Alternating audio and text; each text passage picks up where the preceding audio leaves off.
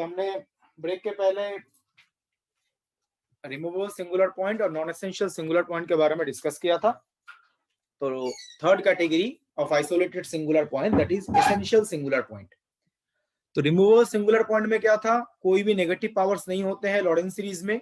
Non essential singular point या pole, उसमें क्या होते हैं, finite number of negative powers होते हैं। एसेंशियल सिंगुलर पॉइंट में infinite number of negative power terms होते हैं। तो z equal to z not is a singular point. z equal to z not function का एक सिंगुलर पॉइंट है and the principal part of the Laurent series expansion contains infinite number of negative powers of z minus z naught. जो principal part है उसके अंदर कितने negative powers हैं, infinite number of negative power terms हैं। तो z equal to z naught को हम क्या बोलेंगे, essential singular point of the function. तो एसेंशियल सिंगुलर पॉइंट के लिए लॉरेंट सीरीज एक्सपेंशन का जनरल फॉर्म ऐसा होगा।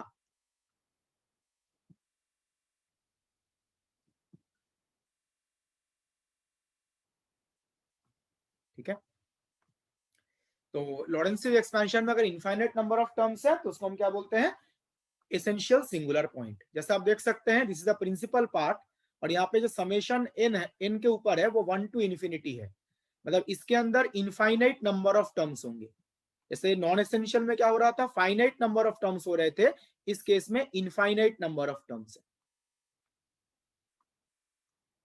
यहाँ पे एक चीज ध्यान रखिएगा, हो सकता है जो बीच में कुछ कोएफिशिएंट जीरो बन जाए, जैसे b1 b2 b3 है, बीच में कुछ कोएफिशिएंट जीरो बन जाए, लेकिन टोटल नंबर ऑफ टर्म्स कितने होंगे, इनफाइनाइट।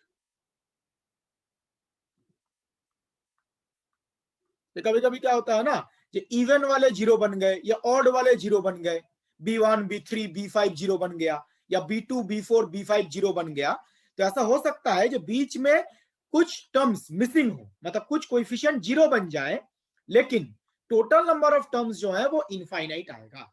तब हम z equal to z naught को बोलेंगे एसेंशियल सिंगुलर पॉइंट। तो मैं आगे प्रोसीड कर रहा हूं, एक एग्जांपल डिस्कस करते हैं।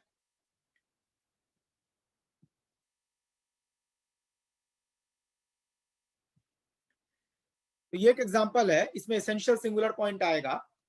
अब देखिए, कल क्लास में जब हमने सिंगुलर पॉइंट डिस्कस किया था तो वहां पे बताया था फंक्शन में जब इस टाइप के टर्म्स रहते हैं तो हम सिंगुलरिटी डिसाइड कैसे करते हैं, एंगल पर। एंगल से।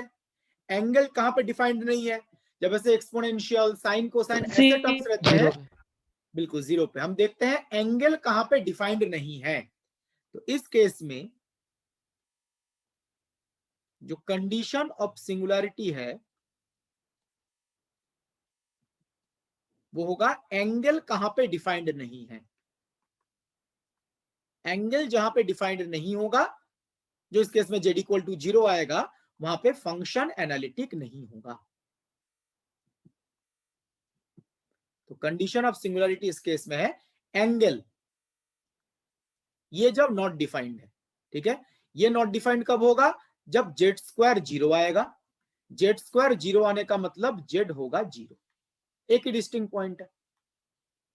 एंगल नॉट डिफाइंड जब जेड स्क्वायर जीरो बन जाएगा। तो यहां पे एक ही सिंगुलर पॉइंट है, तो ये होगा isolated singular point, because condition of singularity को एक ही पॉइंट सेटिस्फाई कर रहा है।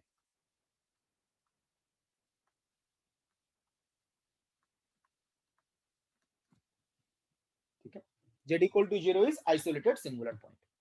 नाउ ये एसेंशियल क्यों है, ये पता करने के लिए हमें लॉरेंट सीरीज एक्सपेंशन करना पड़ेगा। तो if you do Laurent series expansion about z equal to zero,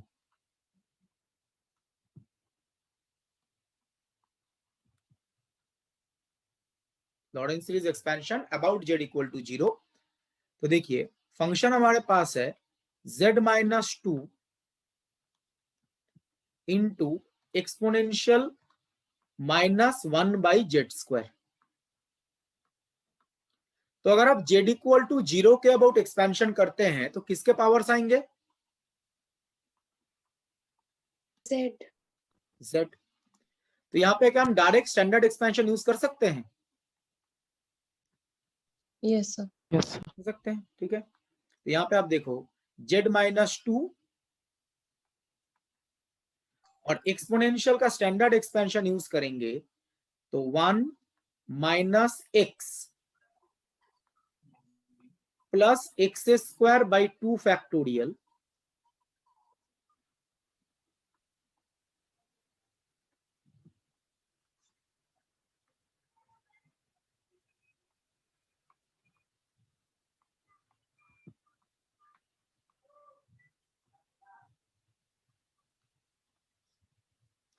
this. Basically आप चेक करो, अगर आप z माइनस 2 को मल्टीप्लाई कर देते हैं, ये जो है z को अलग मल्टीप्लाई 2 को अलग मल्टीप्लाई, अगर मल्टीप्लाई करते हैं तो इसमें कितने नेगेटिव पावर्स आएंगे? इनफाइनाइट। ये जो 1 by z square 1 by Z 4, ये मल्टीप्लाई भी अगर आप करते हैं z माइनस 2 से, अगर आप मल्टीप्लाई भी करते हैं, infinite number of negative powers ही होंगे। तो this Laurent's series expansion contains infinite number of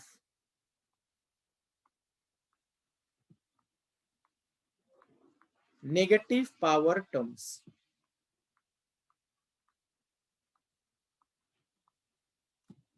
इसलिए हम क्या बोलेंगे, z इक्वल टू 0 एक isolated singular, isolated essential singular point है। इज एन आइसोलेटेड तो है, पहले चेक किया था, और लॉरेंस सीरीज में infinite number of negative power terms हैं। It is isolated essential singular point.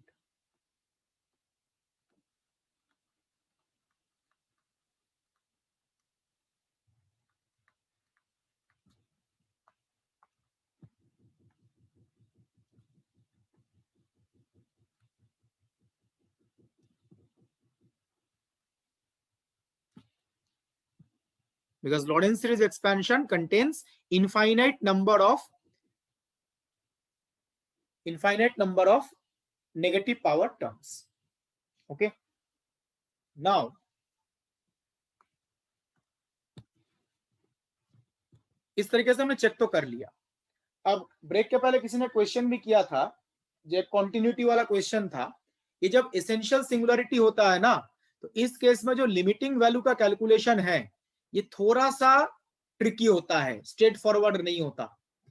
जब एसेंशियल सिंगुलर पॉइंट होता है इस फॉर्मेट का, एक्सपोनेंशियल साइन कोसाइन, जब एसेंशियल सिंगुलर पॉइंट होता है तो लिमिटिंग वैल्यू का जो कैलकुलेशन है वो इतना स्ट्रेट फॉरवर्ड नहीं होता। स्ट्रेट फॉरवर्ड क्यों नहीं होता, देखिए मैं आगे प्रोसीड कर रहा हूं। आई थिंक ये कैलकुलेशन तो क्लियर है लॉरेंस सीरीज का। Important points to remember about essential singular point.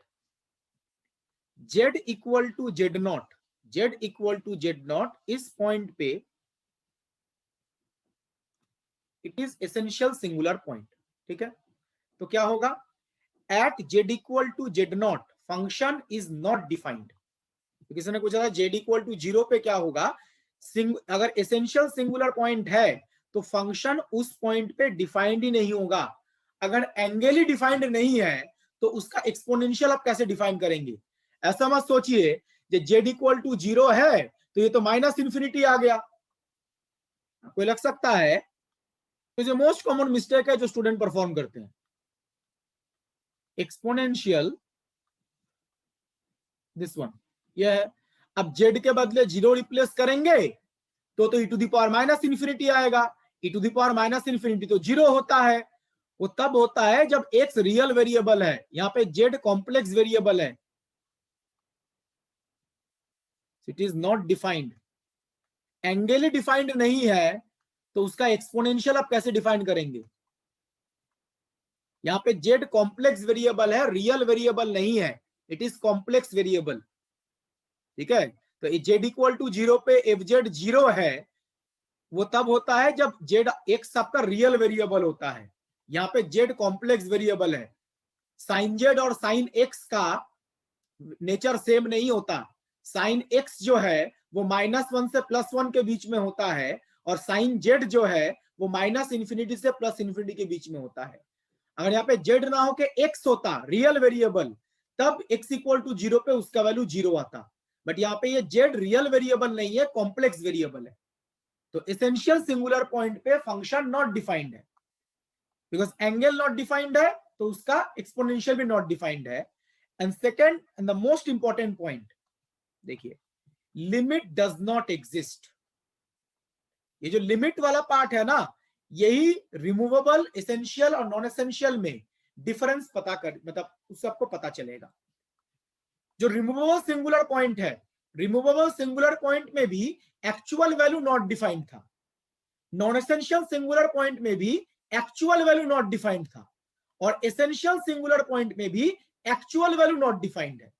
तो रिमूवेबल हो, एसेंशियल हो या नॉन एसेंशियल हो, एक्चुअल वैल्यू सिंगुलर पॉइंट पे नॉट डिफाइंड ही आएगा। ये फर्स्ट पॉइंट तीनों के लिए सेम है। डिफरेंस किस में होगा? लिमिटिंग वैल्यू में। अब मुझे बताइए, in case of removable singular point limit exist करता है? Yes, sir. और लिमिटिंग वैल्यू Finite. फाइनाइट होता है। नॉन एसेंशियल सिंगुलर पॉइंट में लिमिट एग्जिस्ट करता है और limiting value infinite. Essential singular point पे लिमिट एग्जिस्ट ही नहीं करेगा। लिमिट एग्जिस्ट नहीं करेगा बिकॉज जो लिमिटिंग वैल्यू है वो पाथ डिपेंडेंट आएगा।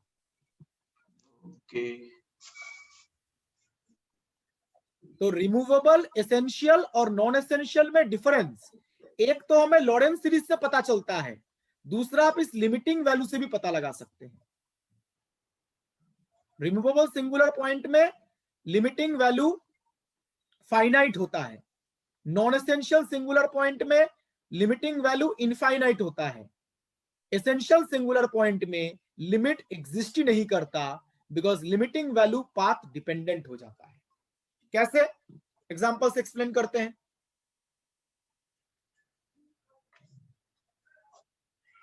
तो देखिए, नॉन एसेंशियल में पाथ इंडिपेंडेंट था क्या? बिल्कुल इन्फिनिटी आया था ना, किसी भी पाथ के अलॉन्ग मूव करो। Okay sir. ये जो यहाँ पे था, किसी भी पाथ के अलॉन्ग मूव करो, इन्फिनिटी था। इस केस में पाथ डिपेंडेंट होगा। लेट्स चेक पाथ डिपेंडेंट कैसे हम बोल रहे हैं। Limit z tends to 0, function क्या है? z minus 2 into exponential minus 1 by z square. अब मुझे बताइए, जो ये एसेंशियल सिंगुलर पॉइंट आया है, ये z माइनस 2 से आ रहा है या एक्सपोनेंशियल वाले टर्म से आ रहा है? एक्सपोनेंशियल। तो इसी पार्ट से आपको पता चल जाएगा जी ये लिमिट पे, मतलब पाथ पे डिपेंड करता है कि नहीं करता है, सिर्फ एक्सपोनेंशियल वाले पार्ट से। ठीक है, z माइनस 2 जो है इसका एज सच इफेक्ट यहाँ पे नहीं दिखेगा, एक्सपोनेंशियल वाले पार्ट से हमें चीजें पता चल जाएंगी। अब मुझे बताइए, ये जो एक्सपोनेंशियल वाला पार्ट है, इसको अगर आप xy में लिखते हैं तो कैसा दिखेगा? z के बदले x plus iota y, x square plus y square. X square plus y square कहां से है? मॉड जेड स्क्वायर थोड़ी है, simple x plus iota y whole square. ठीक है, नाउ पाथ डिपेंडेंट है तो हम क्या कर रहे हैं, एक बार just draw the complex Argand plane first. हम यहाँ पे किस पॉइंट की तरफ अप्रोच कर रहे हैं? Zero, origin. अब ओरिजिन की तरफ अप्रोच करने के लिए बहुत सारे डिफरेंट पाथ्स अवेलेबल हैं। सपोज हम यहाँ पे दो पाथ चूज कर रहे हैं, एक ये रियल एक्सिस के अलोंग पाथ 1 और दूसरा इस इमेजिनरी एक्सिस के अलोंग, दो पाथ।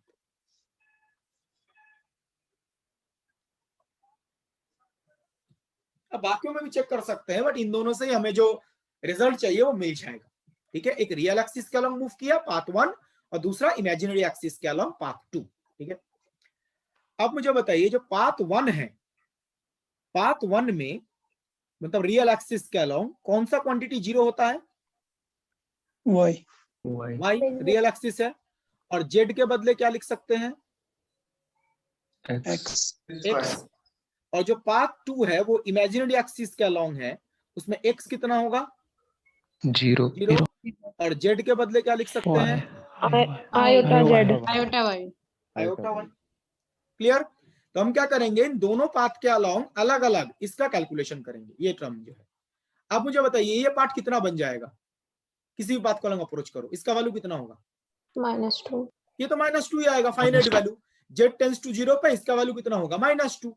तो इसके लिए हम इस पार्ट का कैलकुलेशन नहीं कर रहे, तो कुछ फाइनाइट ही आएगा। लिख देते हैं यहाँ पर, ये जो पार्ट है इसका वैल्यू तो फाइनाइट ही आएगा, इसलिए हम जस्ट क्या करेंगे, जो एक्सपोनेंशियल वाला पार्ट है उसका कैलकुलेशन करेंगे। तो मैं आगे प्रोसीड कर रहा हूं, ये दो पाथ के लिए अलग अलग कैलकुलेशन किया जाएगा।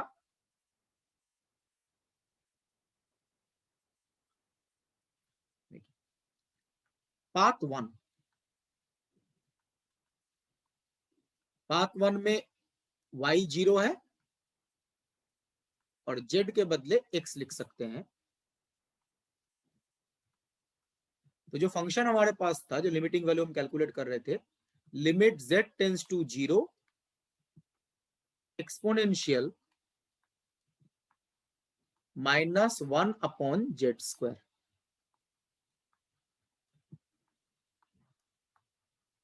तो यहाँ पे हम z के बदले क्या रिप्लेस कर सकते हैं? x। और x रियल वेरिएबल है या कॉम्प्लेक्स वेरिएबल है? रियल।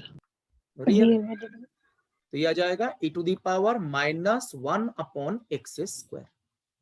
x रियल वेरिएबल है ना। अगर आप x के बदले 0 रिप्लेस करते हैं तो ये क्या होगा? e⁻∞। और e⁻∞ कितना होता है? 0. 0। यहाँ पे हम क्यों लिख पा रहे हैं? बिकॉज x रियल वेरिएबल है। तो यहाँ पे 0 रिप्लेस करेंगे तो -∞ आएगा, e⁻∞ 0। Same calculation, similar calculation path 2 के लिए करते हैं। पाथ 2 मतलब इमेजिनरी एक्सिस, x कितना था? 0, z कितना है? i/y। तो limit z tends to 0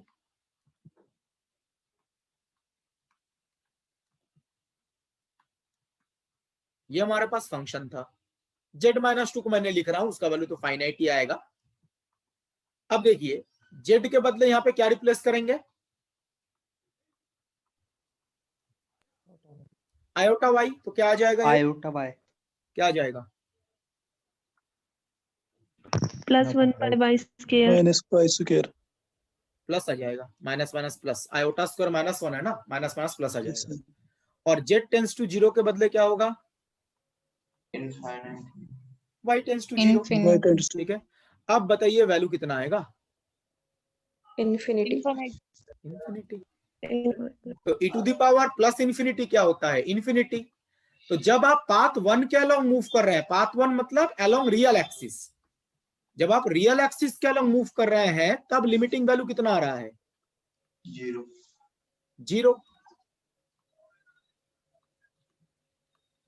and जब आप इमेजिनरी एक्सिस के अलोंग मूव कर रहे हैं तब लिमिटिंग वैल्यू कितना आ रहा है?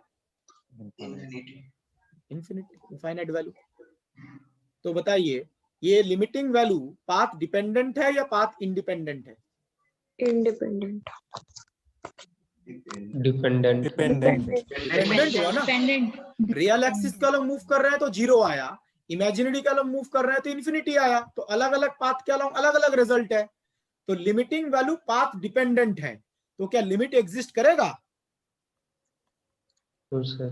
No, limit sir. Does not exist. No, sir. z tends to 0, z-2 into this exponential part, this limit does not exist। और ये किसका प्रॉपर्टी है? एसेंशियल सिंगुलर पॉइंट का प्रॉपर्टी है। रिमूवेबल सिंगुलर पॉइंट में देखा था लिमिट एग्जिस्ट करता है, लिमिटिंग वैल्यू फाइनाइट आता है। नॉन एसेंशियल में लिमिट एग्जिस्ट करता है, लिमिटिंग वैल्यू इनफाइनाइट आता है। एसेंशियल सिंगुलर पॉइंट पे लिमिट ही एग्जिस्ट नहीं करता। तो जब आप डिफरेंट डिफरेंट पाथ के अलोंग मूव करेंगे तो अलग अलग रिजल्ट्स आएंगे। आज के फर्स्ट क्लास में किसी ने लास्ट में मुझे क्वेश्चन पूछा था, आई थिंक डीपीपी शीट 6 का क्वेश्चन नंबर 2 फोर्थ पार्ट, उसमें भी ये टेक्निक यूज होगा।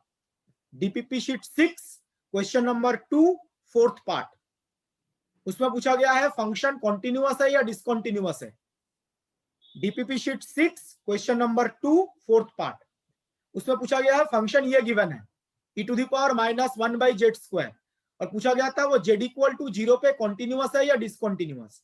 अब बताइए लिमिट क्या एग्जिस्ट कर रहा है? No sir. लिमिट अगर एग्जिस्ट नहीं कर रहा है तो z इक्वल टू 0 पे कॉन्टिन्यूअस होगा या डिसकॉन्टिन्यूअस होगा? कॉन्टिन्यूअस, बिकॉज कॉन्टिन्यूअस होने का एक कंडीशन था, लिमिट एग्जिस्ट करना चाहिए।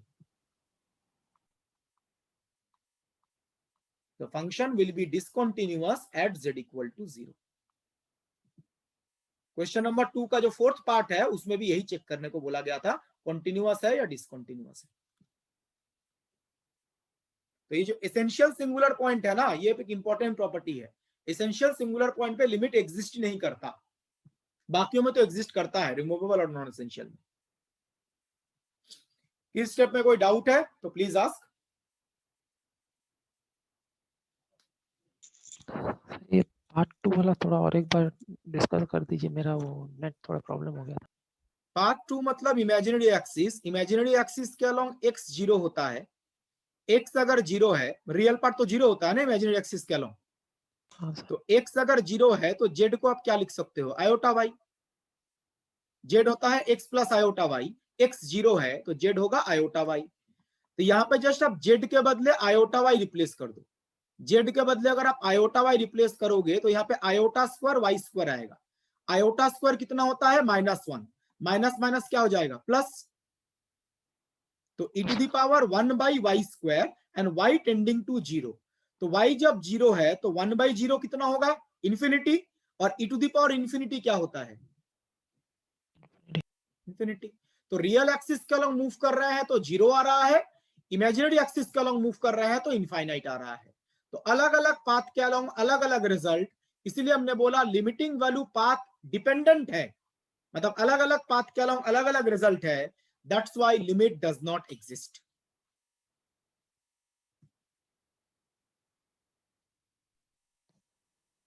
Hello sir. हाँ बताइए। हेलो बताइए। सर, यहाँ पर इफ z स्क्वायर के बदले हम्म, ओनली z होता तो z स्क्वायर के बदले अगर -1 अपॉन z। हाँ तो उसमें ऊपर आयोटा आता, कुछ फाइनाइट वैल्यू होता उसमें। अगर यहाँ पर सर जो फाइनाइट आता सर। कल भी सर वो जो 1 माइनस 1 अपॉन जेड प्लस 1 वाला क्वेश्चन किया था उसमें भी सर ये बात सिंगुलरिटी होगी फिर तो। कौन सा? -1 अपॉन जेड प्लस 1 वाला एक क्वेश्चन किया था ना sir, exponential to the power -1 upon z plus 1, उसको हमने एक्सपेंड किया था सर सीरीज से। उसमें क्या इनफाइनाइट सीरीज बन रहा है? इनफाइनाइट नेगेटिव पावर्स आ रहे हैं सर उसमें तो बहुत सारे आ रहे थे ना, e to the power -x की जो जो हमारी सीरीज होती है उसी से तो हमने एक्सपेंड किया था उसको। तो वो पॉजिटिव पावर था। उसमें क्या था? अगर इनफाइनाइट आ रहा है तब आएगा, एसेंशियल बिल्कुल होगा। हाँ sir, e to the power -1 upon z plus 1 था सर उसमें। हाँ बिल्कुल, तब तो होगा, बिल्कुल होगा। जी सर। उसमें singular point I think z equal to -1 होगा। हाँ सर, z इक्वल टू -1। अब किसी ने यहाँ पे क्वेश्चन किया है, अगर ये 1 बाई जेड स्क्वायर ना हो के 1 बाई जेड होता तो क्या होता? Let's check it.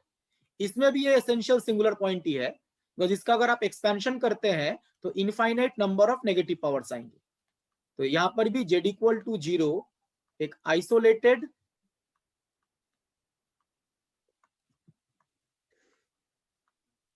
Essential singular point है।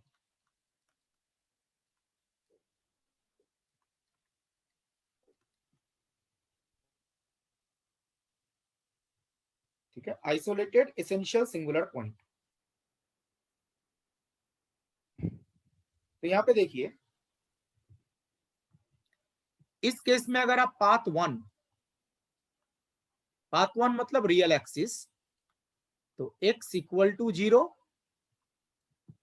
एंड सॉरी गलत लिखा मैंने, y इक्वल टू 0 और z इक्वल टू x।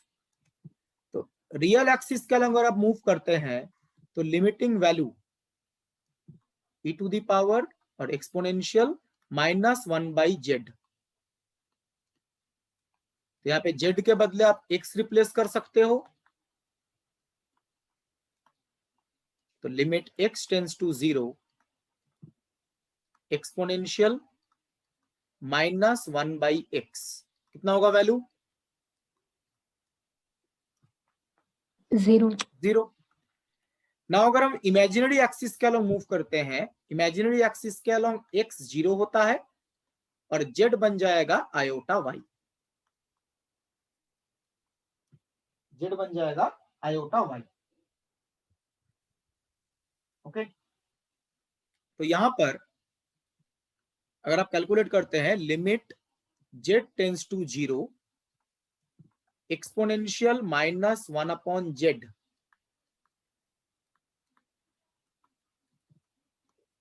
तो लिमिट z टेंड्स टू 0 के बदले आ जाएगा y tends to 0 exponential z के बदले iota y, this one. 1 upon iota क्या होता है?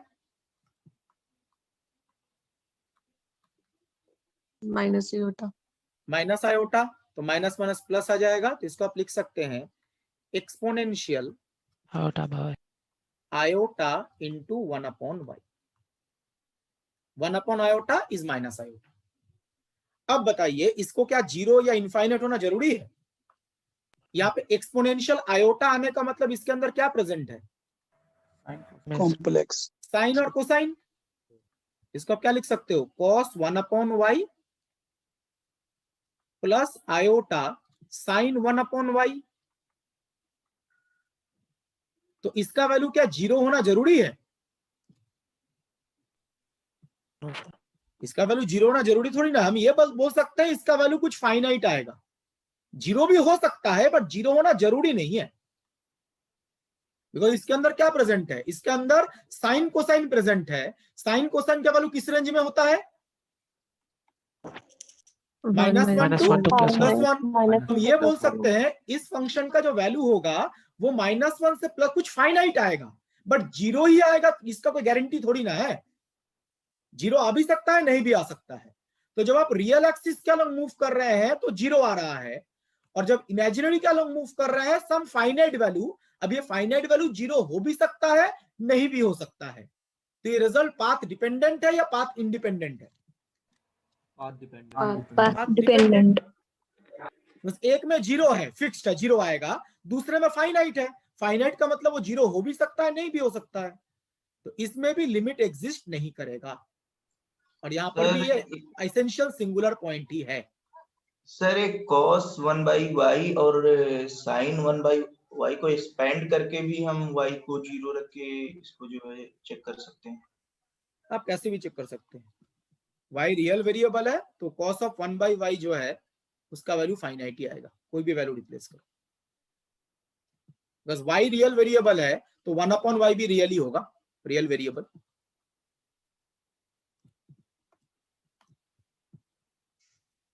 तो एक में जीरो आ रहा है और एक में फाइनाइट जो जीरो हो भी सकता है, नहीं भी हो सकता है. तो result path dependent, limit does not exist, और ये होना चाहिए बिकॉज ये एसेंशियल सिंगुलर पॉइंट है. Clear everyone? Hello sir. हाँ बताइए. Hello sir. मीन्स बताइए. यहाँ पर लिमिटिंग वैल्यू सेम नहीं रहेगी ना? बिल्कुल, लिमिटिंग वैल्यू अलग अलग आएगा. बिकॉज डज नॉट एग्जिस्ट का मतलब ये होता है ना. लिमिट डज नॉट एग्जिस्ट का मतलब क्या है? लिमिटिंग वैल्यू पाथ डिपेंडेंट होगा. पाथ डिपेंडेंट होने का मतलब है डिफरेंट डिफरेंट पाथ के अलोंग अलग अलग रिजल्ट आएगा. ये प्रॉपर्टी क्लियर है एवरीवन? और जो एग्जांपल बताया गया,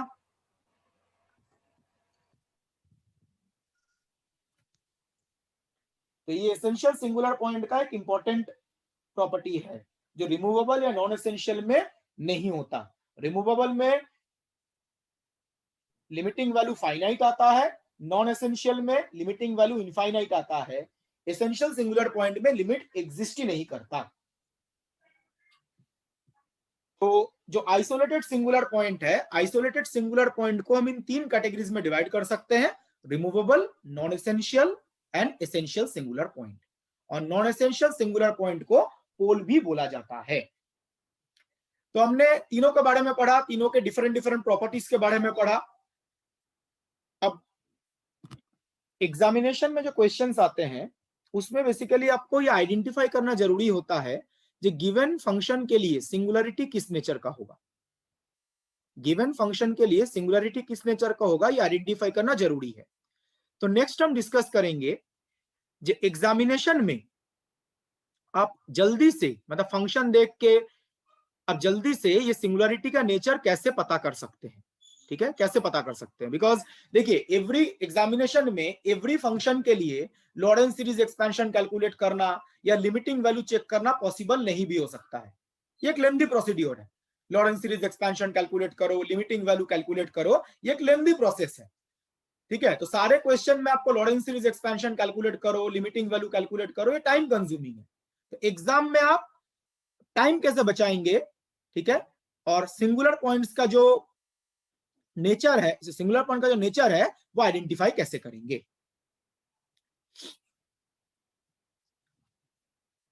तो पहले हम डिस्कस करेंगे identification of essential singular point. Essential singular point है ये हम फंक्शन देख के आइडेंटिफाई कैसे करते हैं, ठीक है। तो एसेंशियल सिंगुलर पॉइंट में दो केसेस आएंगे।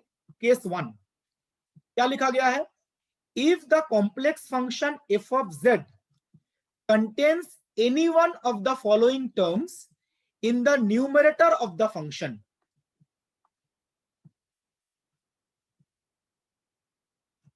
ये जो 5 टर्म यहां पे लिखे गए हैं कॉम्प्लेक्स फंक्शन के न्यूमरेटर में, इनमें से कोई एक टर्म प्रेजेंट है, कोई एक फंक्शन प्रेजेंट है। एक्सपोनेंशियल इस फॉर्मेट का, sine, cosine, sine hyperbolic, cos hyperbolic, function के न्यूमरेटर में अगर इनमें से कोई भी एक टर्म आपको दिख जाता है, कोई भी टर्म अगर दिख जाता है, जहां पे कैपिटल ए क्या है, कैपिटल ए कांस्टेंट है और एन जो है वो एक पॉजिटिव इंटीजर है, ये जो एन है वो एक पॉजिटिव इंटीजर है। तो फंक्शन के न्यूमरेटर में इस टाइप का कोई भी टर्म अगर दिख जाता है तो आप डायरेक्टली बोल दीजिएगा z equal to z0 is an isolated essential singular point of the function। आप लॉरेंस सीरीज एक्सपेंशन भी कर सकते हैं, बट जैसे मैंने बोला किसी भी आर्बिट्ररी फंक्शन के लिए लॉरेंस सीरीज एक्सपेंशन कैलकुलेट करना टाइम कंज्यूमिंग प्रोसेस भी हो सकता है। ऐसे फंक्शन दिया गया, काफी लेंथी कैलकुलेशन है, हमें टाइम बचाना है, तो फंक्शन के न्यूमरेटर में प्लीज ध्यान रखिए, फंक्शन के न्यूमरेटर में अगर इसके अंदर कोई भी टर्म प्रेजेंट है आपको दिख जाए, मतलब z इक्वल टू z0 जो है वो एक आइसोलेटेड एसेंशियल सिंगुलर पॉइंट ही होगा।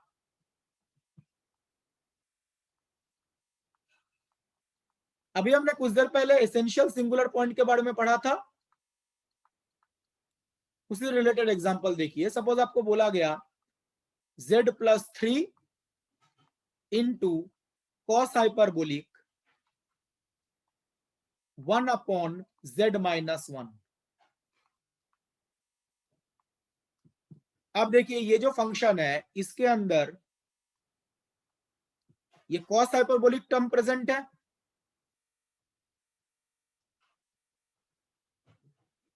और ये कॉस हाइपरबोलिक टर्म एग्जैक्टली इसी फॉर्मेट का है। देखिए ये फॉर्मेट मैच करना चाहिए।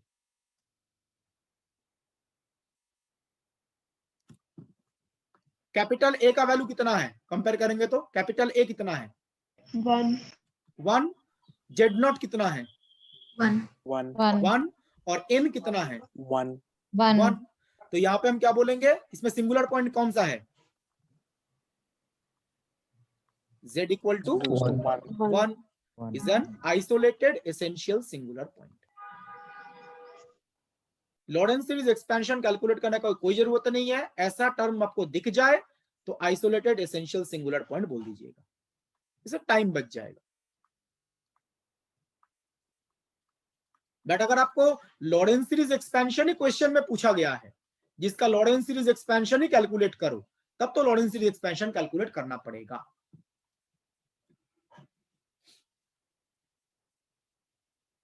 क्लियर है ये case 1 everyone? Yes sir. Yes sir. ठीक है। नाउ एसेंशियल सिंगुलर पॉइंट में एक सेकंड केस भी आ सकता है। कल बताया गया था जो नॉन आइसोलेटेड सिंगुलर पॉइंट होता है वो कितने कैटेगरीज के होते हैं, कितने टाइप्स के होते हैं non isolated singular point? One एक टाइप का होता है, कौन सा?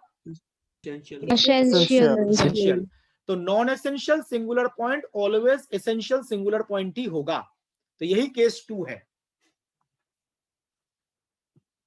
जो केस 1 अभी बताया गया, केस 1 में आइसोलेटेड था नॉन आइसोलेटेड था? केस 1 में आइसोलेटेड आइसोलेटेड। तो case 2, if z equal to z0 is a non-isolated singular point, then it will always be an essential singular point. अगर ये नॉन आइसोलेटेड सिंगुलर पॉइंट होता है तो ये ऑलवेज एक एसेंशियल सिंगुलर पॉइंट ही होगा। नॉन आइसोलेटेड एक ही टाइप का होता है, एसेंशियल। तो नॉन आइसोलेटेड आ गया, डायरेक्ट आप एसेंशियल बोल दीजिएगा। ठीक है, एक एग्जांपल डिस्कस करते हैं। एसेंशियल है भी, ये पता भी तो होना चाहिए। एसेंशियल का मतलब लॉरेंस सीरीज में कितने नेगेटिव पावर्स आने चाहिए? इनफाइनाइट। तो एक एग्जांपल से वेरीफाई कर लेते हैं। एकदम ब्लाइंड नहीं होना चाहिए, जो मैंने बोल दिया तो वही करेक्ट है, वेरीफाई ना कर पाए।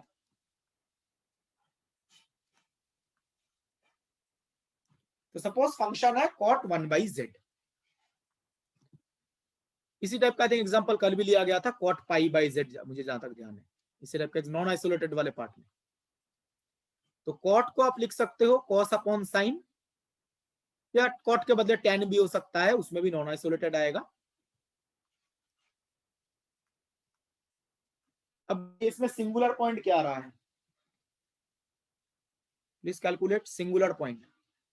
(0) जीरो ही बहुत सारे आएंगे, एक थोड़ी ना आएगा। n के multiple 1/z equal to n pi. 1/n इसमें सिंगुलर पॉइंट आएगा 1/n पाई, और n का वैल्यू इंटीजर, पॉजिटिव, नेगेटिव कुछ भी हो सकता है। तो सिंगुलर पॉइंट है 1/n पाई, n के वैल्यूज इंटीजर होंगे, पॉजिटिव नेगेटिव कुछ भी हो सकता है। नाउ यहाँ पे हम नॉन आइसोलेटेड की बात कर रहे हैं। अब बताइए नॉन आइसोलेटेड n के किस वैल्यू के लिए आता है? इनफाइनाइट। बिल्कुल। For n equal to plus minus infinity जो सिंगुलर पॉइंट आता है उसको हम नॉन आइसोलेटेड बोलते हैं। क्यों? कल डिस्कस किया गया था। तो n equal to plus minus infinity में z आएगा 0, तो z0 क्या पॉइंट होगा? Non isolated singular point. इसी को नॉन आइसोलेटेड क्यों बोला जाता है, ये कल डिस्कस किया गया था, कल का नोट्स चेक कीजिएगा। Clear everyone? z equal to 0 non isolated singular point है। Yes sir. ठीक है, तो ऊपर क्या लिखा गया? एग्जाम में आप क्या करोगे? नॉन आइसोलेटेड आ गया मतलब ये क्या, किस नेचर का होगा? एसेंशियल सिंगुलर पॉइंट ही होगा। ये एक non isolated essential singular point है, और कुछ चेक करने का जरूरत नहीं है, डायरेक्ट आप लिख दीजिएगा। या क्वेश्चन में अगर जब कुछ यूज करना है तो यूज कीजिएगा। Non essential singular, sorry, non isolated essential singular point. अब क्वेश्चन ये है जी, ये इसको एसेंशियल बोलने का मतलब, अगर ये एसेंशियल सही में है, अगर एसेंशियल सही में है, तो अगर आप लॉरेंस सीरीज एक्सपेंशन करो तो infinite number of negative powers आने चाहिए। तो लॉरेंस सीरीज एक्सपेंशन कैलकुलेट करते हैं।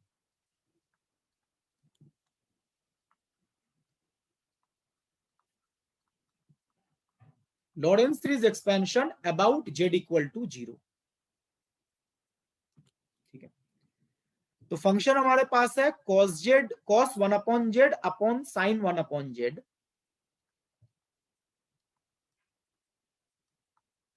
और एक्सपेंशन किसके अबाउट है? z इक्वल टू 0 के अबाउट, बिकॉज 0 को ही हमने नॉन आइसोलेटेड लिखा था। और सिंस 0 के अबाउट एक्सपेंशन है तो पावर्स z के आएंगे।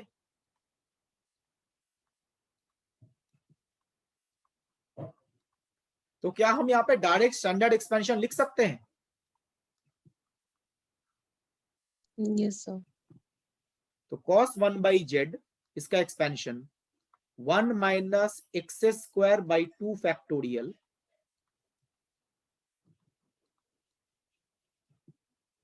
Plus x to the power 4 by 4 factorial and so on.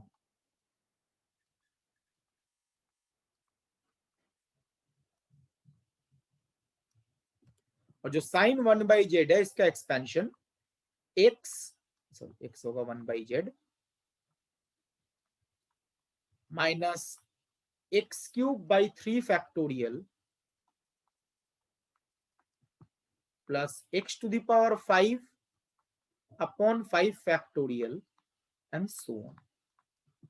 I think अगर आप ये यहां तक लिख देते हैं तो आप समझ जाएंगे इसके अंदर कितने नेगेटिव पावर्स आ रहे हैं।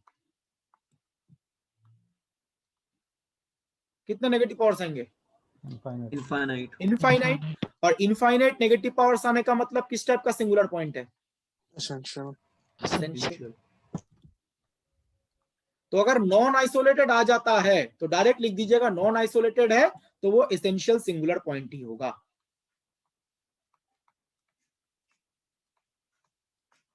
और आप लॉरेंस सीरीज एक्सपेंशन कैलकुलेट करके ये वेरीफाई भी कर सकते हैं। तो एसेंशियल सिंगुलर पॉइंट चेक करने के ये दो केसेस हैं जो हमने डिस्कस किए। मैं थोड़ा पीछे जा रहा हूं।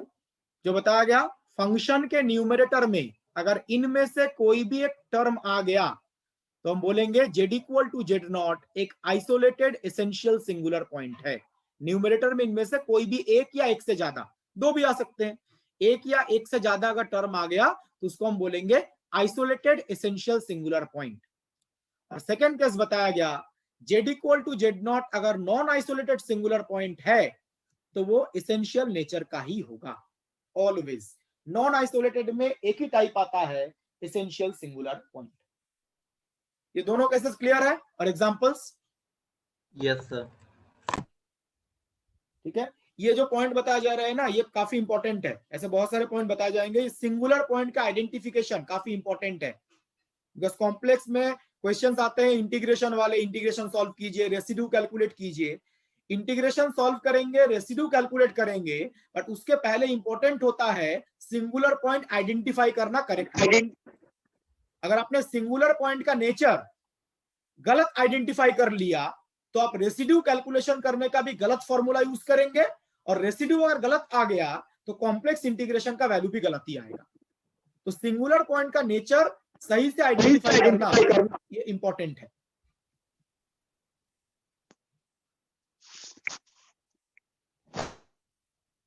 तो मैं आगे प्रोसीड कर रहा हूं। Next, identification of removable singular point.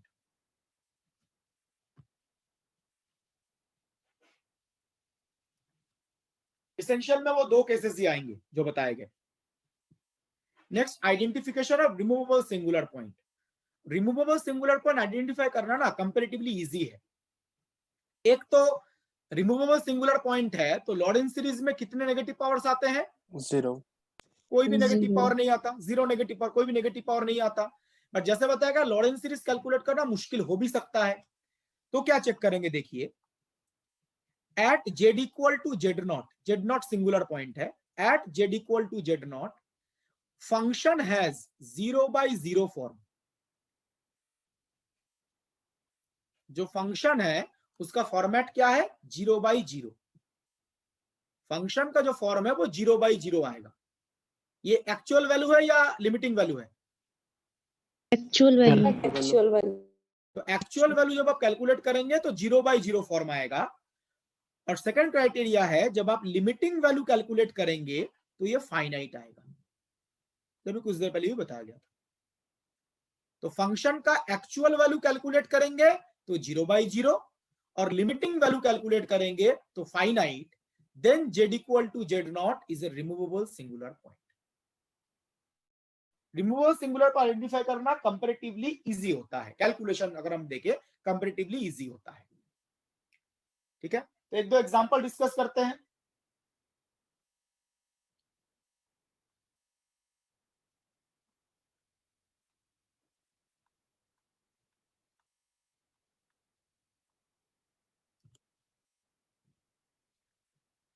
तो first example,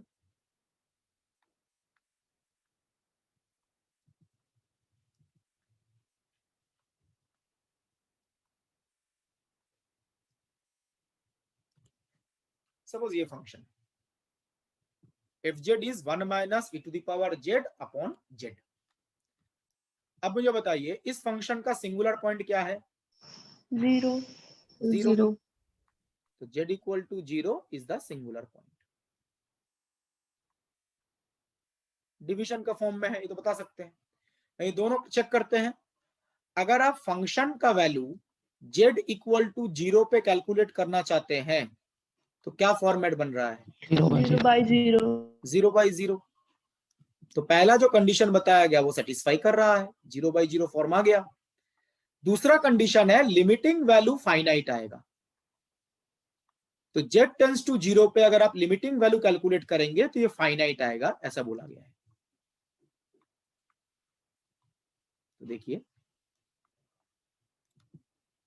z tends to 0 पे ये आएगा 0 by 0 फॉर्म। तो क्या रूल अप्लाई करेंगे? L hospital. L L hospital. तो एल हॉस्पिटल रूल अप्लाई करके बताइए कितना आ रहा है value? -1. -1 sir. -1, that is finite. Just L hospital rule apply कीजिए, उसके बाद फाइनाइट वैल्यू आ जाएगा -1। तो देखिए दोनों कंडीशन ही सेटिस्फाई कर रहा है।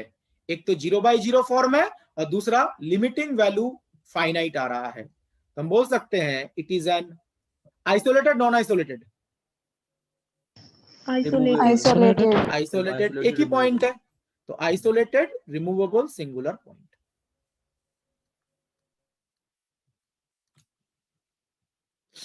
Clear example?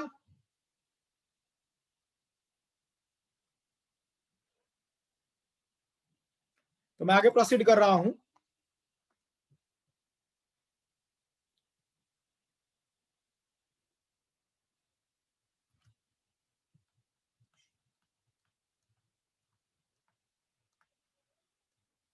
Another example on this.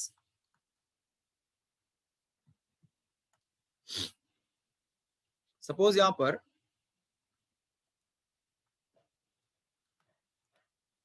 Function है cos square z upon z minus pi by 2 whole square.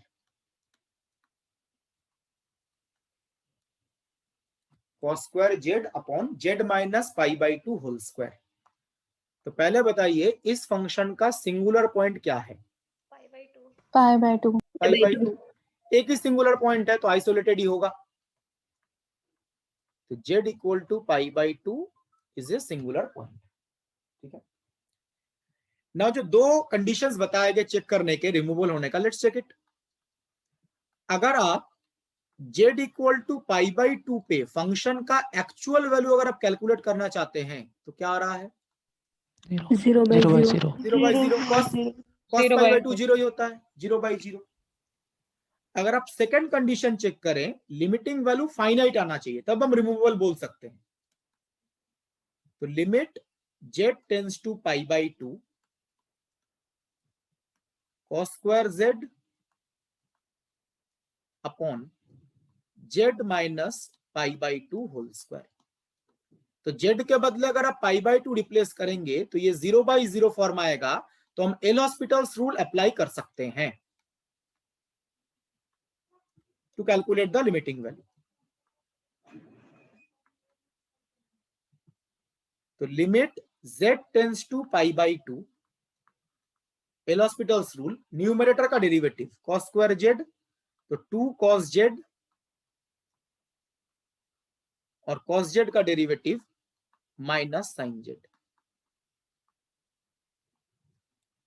और नीचे देखिए z minus pi by 2 whole square derivative करेंगे तो 2 into z minus pi by 2।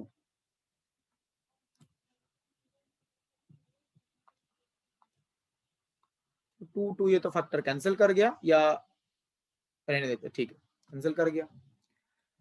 अब मुझे बताइए, ये बेसिकली अगर आप चेक करके देखें, लिमिट कौन आएगा? ऊपर क्या है? cos z minus sine z। इसको आप लिख सकते हो, माइनस को तो बाहर लिख दिया, minus 1/2 sine 2z upon z minus pi by 2। Limit z tends to pi by 2। z tending to pi by 2। z tends to pi by 2, बिल्कुल। अब अगर आप z के बदले पाई बाई 2 रिप्लेस करो क्या वैल्यू आ रहा है जेड के बदले pi by two? 1 0 by 0. Again 0 zero by by 0. Zero, sine pi हो जाएगा ना, साइन पाई 0 होता है, सर फिर अगेन से 0 बाई 0, तो फिर से एल'हॉस्पिटल्स रूल बिल्कुल सही। तो देखिए -1/2 तो कांस्टेंट है, उसको हम लिमिट के बाहर ही लिख देते हैं। Limit z tends to pi by 2 sine 2z का डेरिवेटिव होगा 2 cos 2z और z माइनस पाई बाई 2 का डेरिवेटिव होगा 1। नाउ अगर आप z के बदले पाई बाई 2 रिप्लेस करो, कितना वैल्यू आ रहा है? cos पाई कितना होता है? cos पाई -1 आता है, तो ये माइनस माइनस प्लस होके +1 आ जाएगा। Complete plus. हाँ सर। तो बेसिकली फाइनाइट वैल्यू है, तो लिमिटिंग वैल्यू फाइनाइट आ रहा है और एक्चुअल वैल्यू में 0/0 फॉर्मेट आ रहा है। तो हम z equal to pi by 2 को क्या बोलेंगे, किस टाइप का सिंगुलर पॉइंट है? Removable. बिल्कुल isolated removable singular. Removable. Z equal to pi by 2 है सर। हाँ सर। क्या z equal to pi by 2।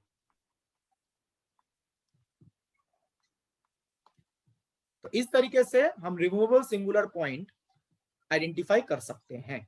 ठीक है, तो हमने अभी तक डिस्कस किया है essential and removable singular point, और ये दोनों कंपैरेटिवली इजी है आइडेंटिफिकेशन। जो कंफ्यूजन ज्यादा क्रिएट होता है ना, वो नॉन एसेंशियल वाले पार्ट में होता है।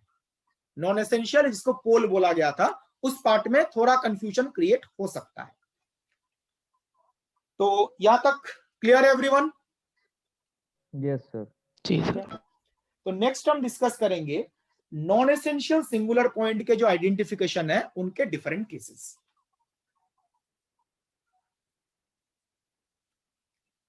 Identification of non essential singular point.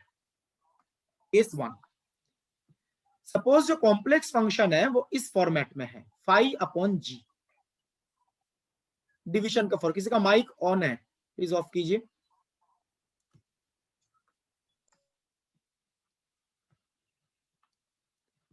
तो फंक्शन इस फॉर्मेट में है phi/g और क्या लिखा गया है, it contains algebraic functions only. जो phi और g है इसके अंदर सिर्फ क्या प्रेजेंट है, एल्जेब्राइक फंक्शंस प्रेजेंट है ओनली। एल्जेब्राइक फंक्शन के अलावा और कोई फंक्शन प्रेजेंट नहीं है। In that case all singular points of the function will be non essential singular points और पोल ऑफ द फंक्शन। और बहुत सारे क्वेश्चंस आएंगे जहां पे आप ये केस यूज करेंगे। There are many questions. क्या बोला गया है, फंक्शन फर्स्ट थिंग डिवीजन का फॉर्मेट में है phi/g। ना ये जो phi और g है इसके अंदर क्या किस टाइप के टर्म्स प्रेजेंट है, only algebraic functions, only algebraic functions, z square से एल्जेब्राइक फंक्शन प्रेजेंट है। तो फंक्शन के अंदर अगर सिर्फ एल्जेब्राइक फंक्शन प्रेजेंट है तो सिंगुलर पॉइंट किस नेचर का होगा, नॉन एसेंशियल सिंगुलर पॉइंट और pole of the function. Function के अंदर अगर ओनली एल्जेब्रिक फंक्शन है तो singular point always non essential nature का ही होगा, मतलब पोल्स ही होंगे ऑलवेज, प्रोवाइडेड फंक्शन के अंदर सिर्फ क्या प्रेजेंट होना चाहिए, algebraic function. Now non essential तो बोल दिया गया, मतलब पोल तो बोल दिया गया। पोल का ऑर्डर कैसे डिसाइड करेंगे, उसके लिए देखिए नीचे क्या लिखा गया, if the power of the term from which the singular point is occurring will be equal to the order of the pole। मतलब ये जो सिंगुलर पॉइंट है ये जिस टर्म से हमें मिल रहा है उस टर्म का जो पावर है वही पोल का ऑर्डर होगा। रिपीटिंग, सिंगुलर पॉइंट हमें जिस टर्म से मिल रहा है उस टर्म का जो पावर होगा वही पोल का ऑर्डर होगा। बट हमें किसके लिए यूज करेंगे, जब ओनली एल्जेब्राइक फंक्शंस होंगे। अगर ओनली एल्जेब्राइक फंक्शन है तो नॉन एसेंशियल सिंगुलर पॉइंट होगा, मतलब पोल ही आएगा। और पोल का ऑर्डर कैसे डिसाइड करेंगे, सिंगुलर पॉइंट जिस टर्म से आ रहा है उसका जो पावर है वही पोल का ऑर्डर होगा। प्लीज बी केयरफुल, ये केस तभी एप्लीकेबल है जब फंक्शन में सिर्फ एल्जेब्राइक टर्म्स हैं। फंक्शन में अगर नॉन एल्जेब्राइक टर्म्स होंगे तो अब ये केस वैलिड नहीं है, तब अलग टेक्निक यूज करना पड़ेगा, वो भी डिस्कस करेंगे। एल्जेब्राइक फंक्शंस ओनली, प्लीज ये ध्यान में रखिएगा। ऐसा नहीं है सारे क्वेश्चन में आप ये तरीका अप्लाई करते जा रहे हैं। ओनली एल्जेब्राइक फंक्शन है तो आप ये तरीका अप्लाई कर सकते हो। And there are many question जिसमें ये आ जाएंगे इस टाइप के एल्जेब्राइक फंक्शंस। तो इंपॉर्टेंट पार्ट जो है एल्जेब्राइक फंक्शन है तो जो पावर ऑफ द टर्म होगा वही ऑर्डर ऑफ द पोल भी होगा। This is important. तो एक दो एग्जांपल डिस्कस करते हैं, मैं आगे प्रोसीड कर रहा हूं।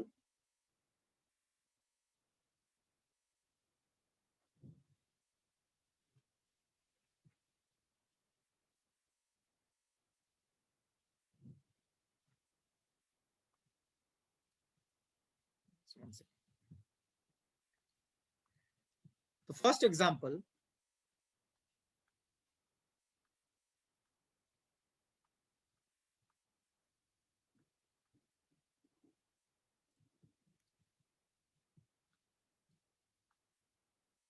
सपोज हमारे पास फंक्शन है f of z equal to z square plus 1 upon z square plus 4 whole square into z minus 3 whole square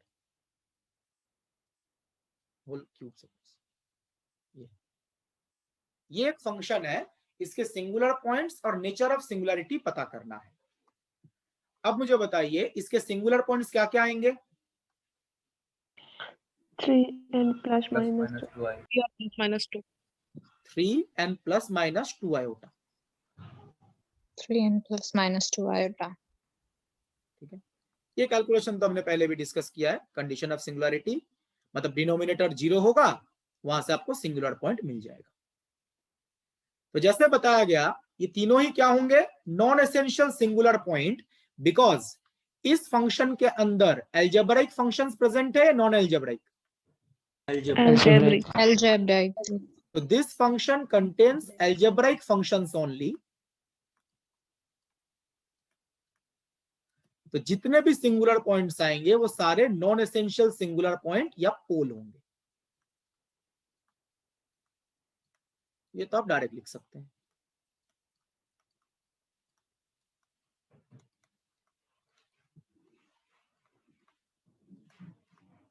अब इंपॉर्टेंट पार्ट है पोल का ऑर्डर डिसाइड करना।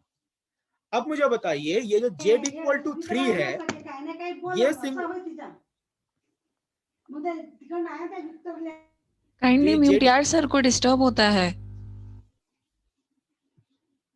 जो z इक्वल टू 3 है ये किस टर्म से आ रहा है? z minus 3 z minus 3 whole cube, ये फैक्टर से आ रहा है। तो क्या बोला गया? सिंगुलर पॉइंट जिस फैक्टर से आ रहा है, जिस टर्म से आ रहा है उसका पावर चेक कीजिए। पावर कितना है? 3। तो पोल का ऑर्डर क्या होगा? 3। तो z equal to 3 is a third order pole.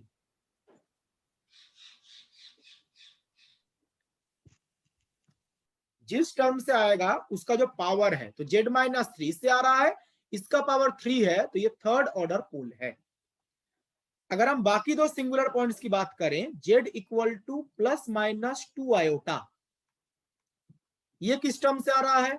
z square plus 4 whole square. z square plus 4, और इसका पावर कितना है? 2। तो पावर 2 है, तो ये दोनों क्या होंगे? Second order pole. Second order. जैसे पावर देख के आप पोल का ऑर्डर बता सकते हैं, प्रोवाइडेड फंक्शन के अंदर ओनली एल्जेब्राइक फंक्शंस होने चाहिए। ओनली एल्जेब्राइक, नॉन एल्जेब्राइक होगा तो क्या होगा बताएंगे, तो उसी में कंफ्यूजन ज्यादा क्रिएट होगा। उसमें गलती होने का चांस भी जाता है। Another example on this, sir ये जो पोल होता है सर अलग अलग का पूछेगा, मतलब अलग इसका पोल क्या है, पूरे फंक्शंस का पोल पूछेगा? पूरे फंक्शन का पोल पूछेगा। ये जो हम पोल बोल रहे हैं ये पूरे फंक्शन का है। इस पूरे फंक्शन का z equal to 3 third order pole है, z equal to plus minus 2 iota second order pole है, पूरे फंक्शन का। जो भी हम कैलकुलेट कर रहे हैं ये पूरे फंक्शन का है, ठीक है। ध्यान रखिएगा ये अलग अलग पॉइंट के लिए पोल का ऑर्डर अलग अलग होगा। ऐसा मत बोलिएगा जो इसके लिए आप दोनों को ऐड कर दो, सबट्रैक्ट कर दो, ऐसा कुछ नहीं है। ये जो टोटल फंक्शन है ना, ये दिस वन fz, इसके 3 पोल्स हैं, z equal to 3, z equal to plus 2 iota, z equal to minus 2 iota. z equal to 3 third order pole है, z equal to plus 2 iota second order pole है, z equal to minus 2 iota second order pole है। तो अलग अलग singular point के लिए पोल का order अलग अलग होगा। ऐसा कॉमन कुछ नहीं बोल सकते जो एक पूरे फंक्शन के लिए एक ऑर्डर सेम है। एक फंक्शन के लिए बहुत सारे सिंगुलर पॉइंट हो सकते हैं और अलग अलग सिंगुलर पॉइंट के लिए पोल का ऑर्डर भी अलग अलग हो सकता है, ठीक है। तो ऐसा कॉमन तीनों को मिला के कुछ नहीं बोलते हैं। जितने सिंगुलर पॉइंट्स हैं सबके लिए नेचर अलग अलग होगा। तो 3 सिंगुलर पॉइंट्स है, तीनों में अलग अलग ऑर्डर हम कैलकुलेट कर रहे हैं। और एक एग्जांपल यहां पे लिखते हैं, z square minus 5z plus 6 upon z minus 3 whole square into z plus 1। Suppose ये फंक्शन है, इसके सिंगुलर पॉइंट्स और नेचर ऑफ सिंगुलरिटी। सर पहले ऊपर नीचे सॉल्व कर लेंगे, जो हटाने मतलब जो कटने लायक होगा कट लेंगे, तभी डिसाइड करेंगे। बिल्कुल। यहाँ पे सिंगुलर पॉइंट तो देखिए, सिंगुलर पॉइंट डिसाइड करने के लिए एक बार चेक कर लीजिएगा, जो ये न्यूमरेटर और डिनोमिनेटर है ना, उसमें कोई कॉमन फैक्टर नहीं होना चाहिए। अगर कॉमन फैक्टर होगा उसको पहले कैंसिल करना पड़ेगा, अदरवाइज गलत रिजल्ट आ जाएगा। जैसे z square minus 5z plus 6 को फैक्टराइज करेंगे तो ये आएगा z minus 3 into z minus 2, और नीचे जो था वो लिख देते हैं। तो पहले ये भी चेक करना जरूरी है, कोई अगर कॉमन फैक्टर है ऊपर और नीचे तो उसको पहले कैंसिल करना जरूरी है। तो देखिए इसको आप क्या लिख सकते हो, एक फैक्टर कैंसिल कर जाएगा तो बेसिकली फंक्शन होगा, ऊपर रहेगा z माइनस 2 और नीचे z minus 3 into z plus 1। अब बताइए सिंगुलर पॉइंट क्या है? 3n minus 1. 3n minus 1। और किस टाइप का सिंगुलर पॉइंट है? फर्स्ट आइसोलेटेड, नॉन एसेंशियल, बिल्कुल आइसोलेटेड नॉन एसेंशियल। Isolated पोल का order first order 1. First order. ध्यान रखिएगा कॉमन फैक्टर कैलकुलेट कैंसिल करने के बाद पावर चेक करना है। पहले अगर आपने पावर चेक कर लिया तो आपको लगेगा ये तो सेकेंड ऑर्डर पोल, ये गलत है। ऊपर नीचे अगर कोई कॉमन फैक्टर होता है उसको पहले कैंसिल करना जरूरी है। ये जो पहला वाला एग्जांपल था इसमें कोई कॉमन फैक्टर नहीं है, आप चेक कर सकते हैं, इसलिए कैंसिल भी करने का जरूरत नहीं है। इसमें ऊपर और नीचे कोई कॉमन फैक्टर नहीं है। कॉमन फैक्टर है तो पहले कैंसिल कीजिए। ये दोनों क्या है? Isolated non essential singular point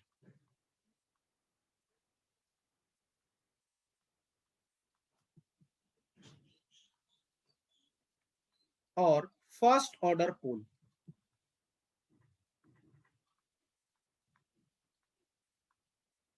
first order पोल को सिंपल पोल भी बोला जाता है। फर्स्ट ऑर्डर पोल को सिंपल पोल भी बोला जाता है। हो सकता है कभी ऑप्शन में आपको देखा हो सिंपल पोल बोला गया है। सिंपल पोल का मतलब है फर्स्ट ऑर्डर पोल।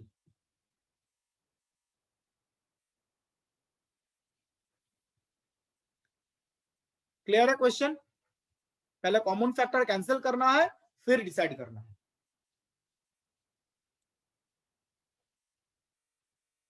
तो मैं आगे प्रोसीड कर रहा हूं। तो ये तो गया एल्जेब्राइक फंक्शन के लिए नॉन एसेंशियल आएगा और पावर देख के हम पोल का ऑर्डर बता सकते हैं।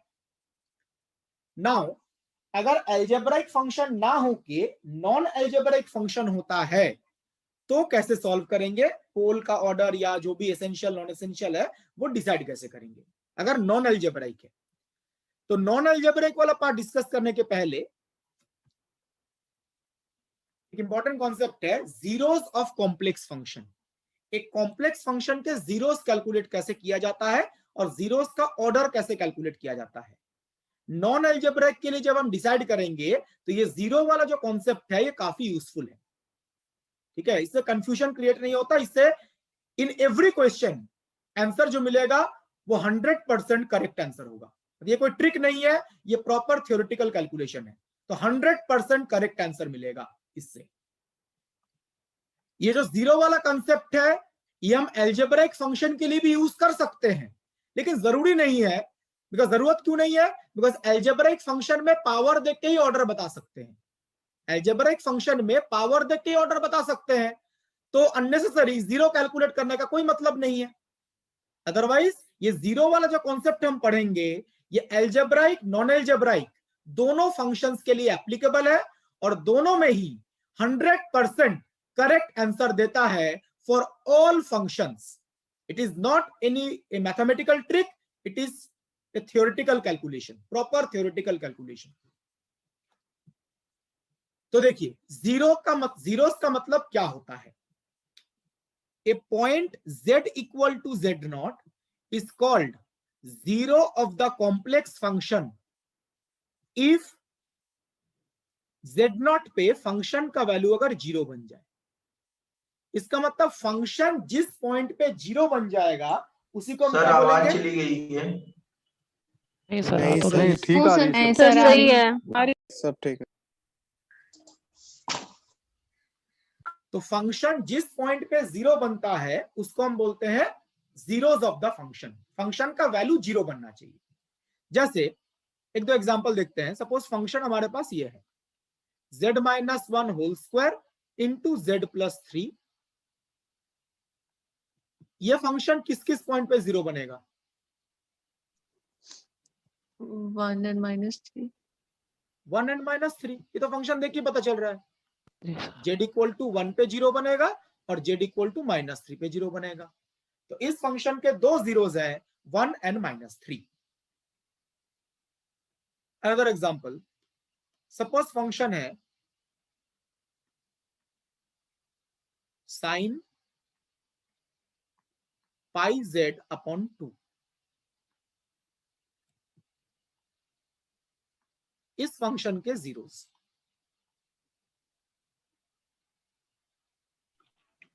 2n। 2n, बिल्कुल सही। पाई पाई तो कैंसिल करेगा, तो साइन थीटा 0, थीटा n पाई, वहां से आ जाएगा 2n। 2n मतलब क्या वैल्यू होगा? 0 ±2 ±4 एंड सो ऑन। n का वैल्यू रिप्लेस कीजिए। तो इस तरीके से आप जीरोस कैलकुलेट कर सकते हैं।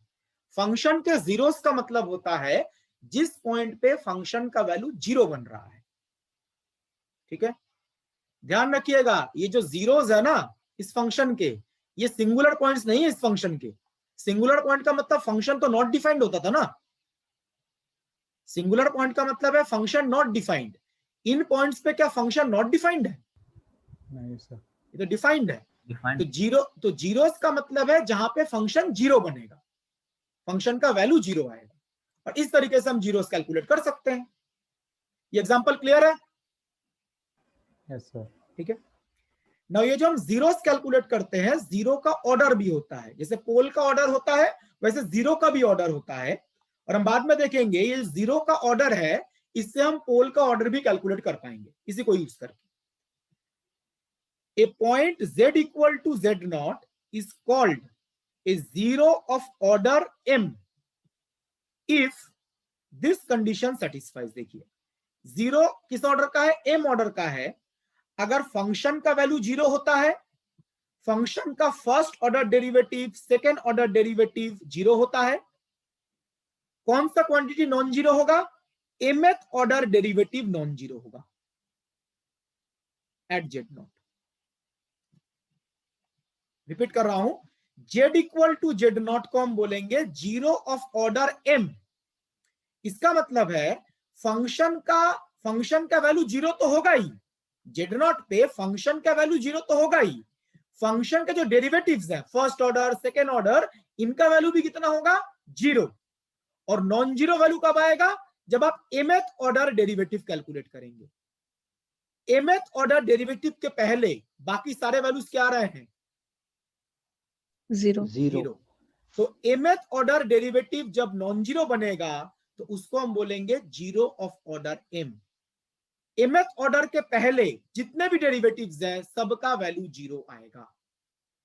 तो फंक्शन भी जीरो होगा, फंक्शन का डेरिवेटिव भी जीरो होगा। नॉन जीरो कब आएगा, mth order derivative non zero आएगा, तब हम बोलेंगे जीरो ऑफ ऑर्डर m। अगर किसी केस में suppose third order derivative non zero चला आया तो जीरो का ऑर्डर क्या होगा, 3। किसी में अगर second order derivative non zero चला आया तो जीरो का ऑर्डर क्या होगा, 2। ठीक है, तो कौन सा डेरिवेटिव नॉन जीरो है उससे आप पता लगा सकते हैं जीरो का ऑर्डर क्या है। एक दो एग्जांपल डिस्कस करते हैं तो आपको क्लियरली समझ में आ जाएगा। जैसे ऊपर जो एग्जांपल मैंने लिए हैं उसी के अकॉर्डिंग कैलकुलेशन करते हैं। पहले एक दो एग्जैक्ट कैलकुलेशन बताते हैं, ठीक है, बाद में टाइम कैसे बचा सकते हैं बताएंगे। जो फर्स्ट फंक्शन लिया गया था वो उसका कॉरेस्पॉन्डिंग कैलकुलेशन करते हैं।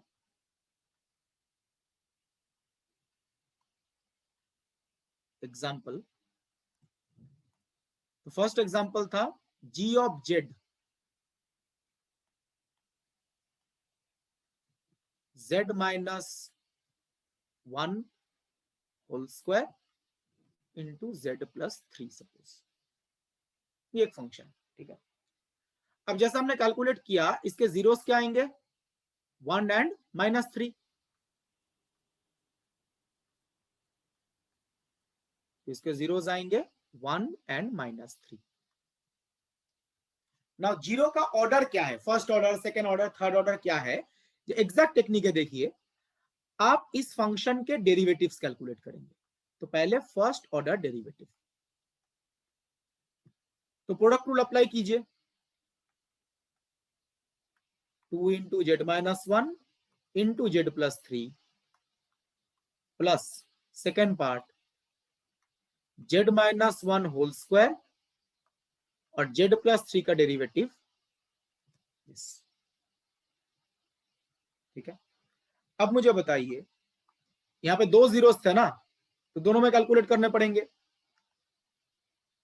क्या क्या जीरो था, 1 एंड -3। जेड इक्वल टू 1 पे फर्स्ट ऑर्डर डेरिवेटिव जीरो है या नॉन जीरो है, जीरो। और जेड इक्वल टू -3 पे फर्स्ट ऑर्डर डेरिवेटिव क्या है, नॉन जीरो। और जब नॉन जीरो आ जाए वहीं से तो हम ऑर्डर बताते हैं ना, तो एक के लिए नॉन जीरो आ चुका है, एक के लिए नॉन जीरो आ चुका है, तो हम इसके लिए क्या बोल सकते हैं, first order derivative non zero है तो जेड इक्वल टू -3, इसका ऑर्डर क्या होगा, 1। It is a first order zero of given function. First order derivative non zero आ चुका है तो it is a first order zero. Z equal to 1 को क्या हम फर्स्ट ऑर्डर जीरो बोल सकते हैं, नहीं, बिकॉज ये तो नॉन जीरो नहीं आया ना, जीरो आया है। तो अभी क्या कैलकुलेट करेंगे इसके बाद, सेकेंड ऑर्डर। सेकेंड ऑर्डर, तो फर्स्ट ऑर्डर के बाद सेकेंड ऑर्डर डेरिवेटिव, तो जी ऑफ जेड यूज करके जी डैश, अब जी डैश का डेरिवेटिव करेंगे तो जी डबल डैश। इसमें प्रोडक्ट रूल अप्लाई करते हैं, 2 इंटू जेड माइनस 1 का derivative 1 into z plus 3 plus 2 into z minus 1 z plus 3 का derivative 1 plus z minus 1 square का डेरिवेटिव होल स्क्वायर का 2 इंटू z माइनस 1। ना आप कैलकुलेट करके बताइए, -3 पे तो पता चल चुका है, उस पे चेक करने का जरूरत नहीं है। Yes, sir. z equal to 1 पे ये 0 है या नॉन जीरो है? Non-zero. Non-zero. तो second But order derivative double non derivative. Zero है, double double derivative double derivative बिल्कुल। तो इसका मतलब z इक्वल टू 1, इसका ऑर्डर क्या होगा? 1 Two, sir. Second order derivative non zero है, तो ये सेकेंड ऑर्डर जीरो है ऑफ द गिवन फंक्शन। वो आएगा सर डबल डेरिवेटिव।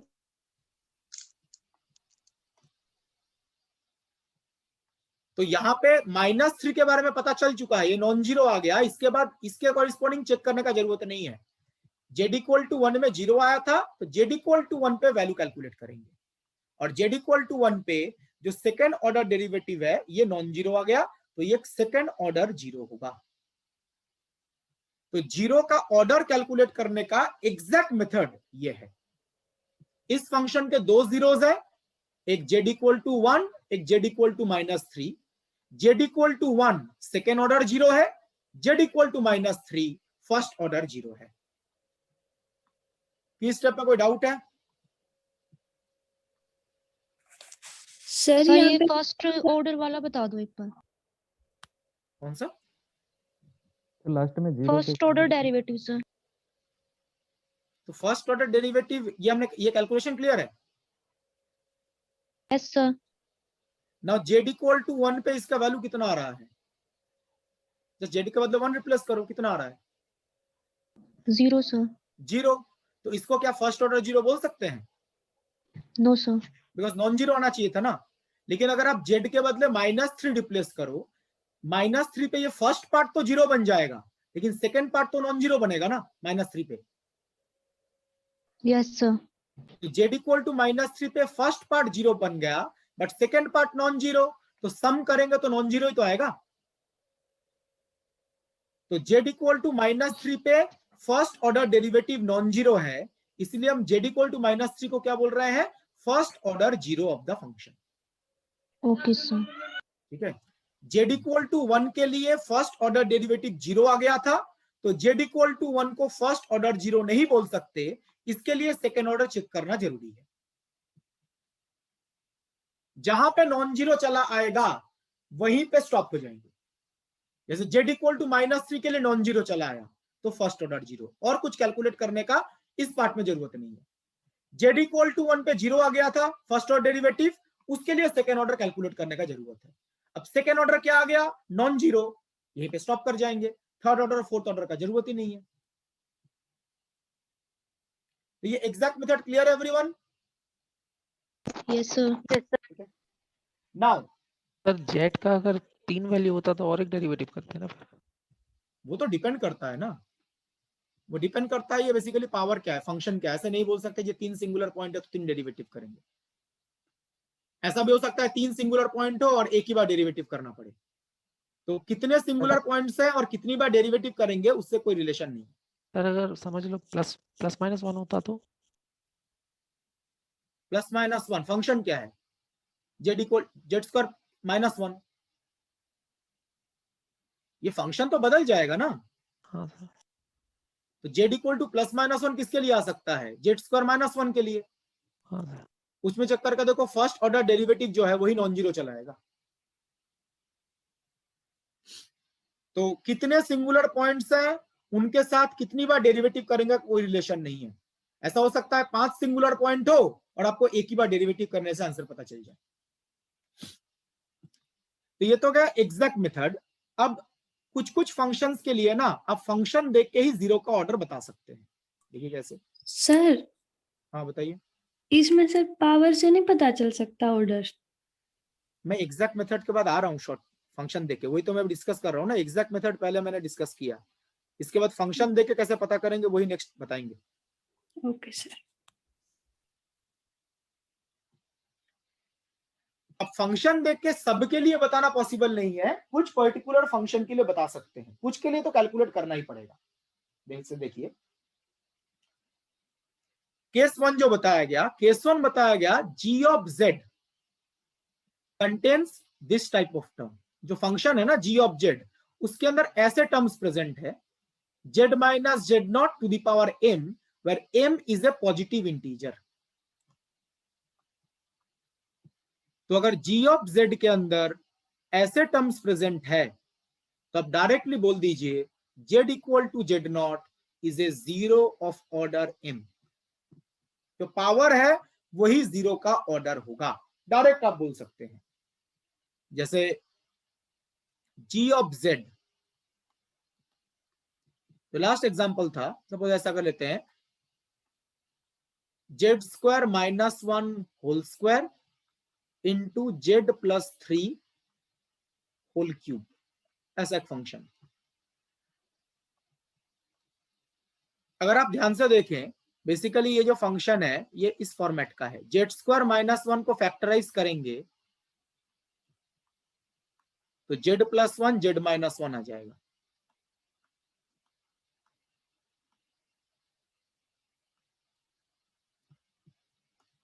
बेसिकली हमने यहाँ पे क्या किया है, z स्क्वायर माइनस 1 जो है इसको फैक्टराइज करके लिखा है, z प्लस 1 z माइनस 1।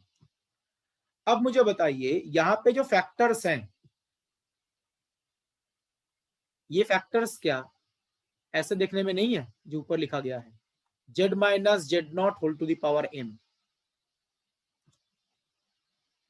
ऐसे तो है ना देखने में फैक्टर्स। जैसे फर्स्ट पार्ट जो है, फर्स्ट पार्ट में z नॉट का वैल्यू कितना है, 1 माइनस 1 और m कितना है, 2 2। तो इसको हम क्या बोल सकते हैं, ये किस ऑर्डर का जीरो होगा, सेकेंड ऑर्डर। पावर देख के बता सकते हैं, second order zero.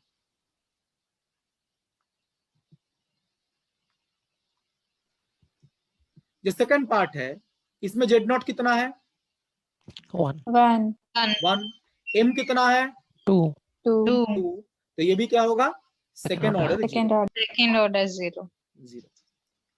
Third part, इसमें z नॉट कितना है, -3 और m 3, तो ये थर्ड ऑर्डर जीरो होगा।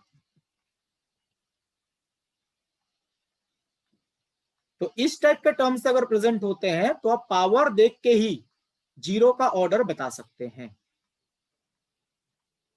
और बेसिकली आप नोटिस करो, ये अलजेब्रिक फंक्शन है या नॉन अलजेब्रिक फंक्शन है,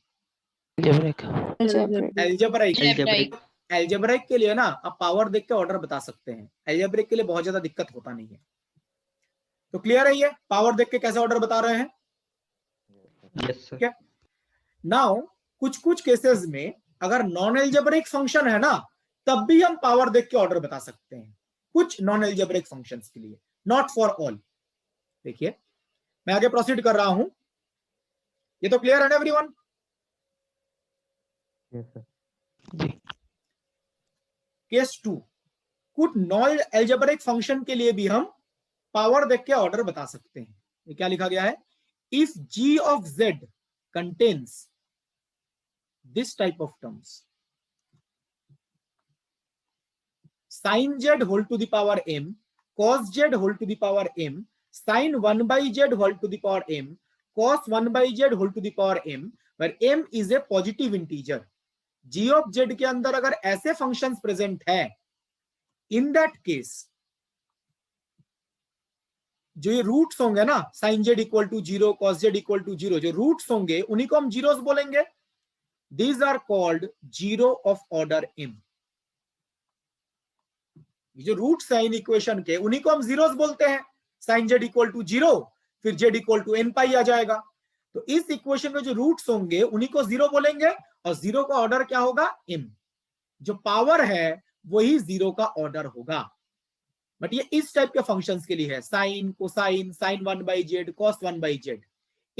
इस टाइप के नॉन अलजेब्रिक टर्म्स के लिए भी आप पावर देख के ऑर्डर बता सकते हैं। ये नॉन अलजेब्रिक है बट पावर देख के ऑर्डर बताना पॉसिबल है। जैसे कुछ देर पहले हमने एक एग्जांपल लिया था, साइन पाई जेड बाई 2।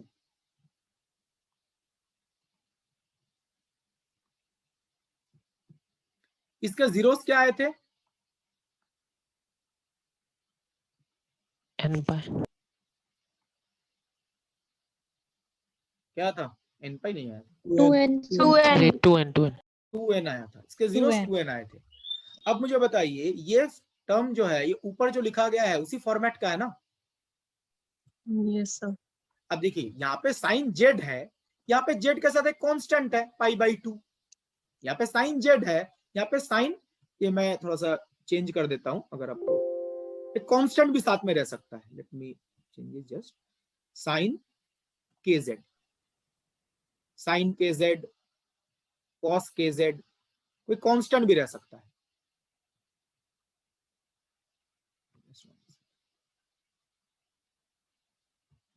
यहाँ पर भी के बाई जेड, कोई कांस्टेंट भी रह सकता है। यस सर, साइन 1 बाई के जेड भी हो सकता है। हाँ बिल्कुल बिल्कुल, ठीक है। इस टाइप के फंक्शन अगर रहते हैं तो जैसे बताया गया, पावर देख के आप ऑर्डर बता सकते हैं। तो पावर कितना है? 1, तो all will be first order zeros.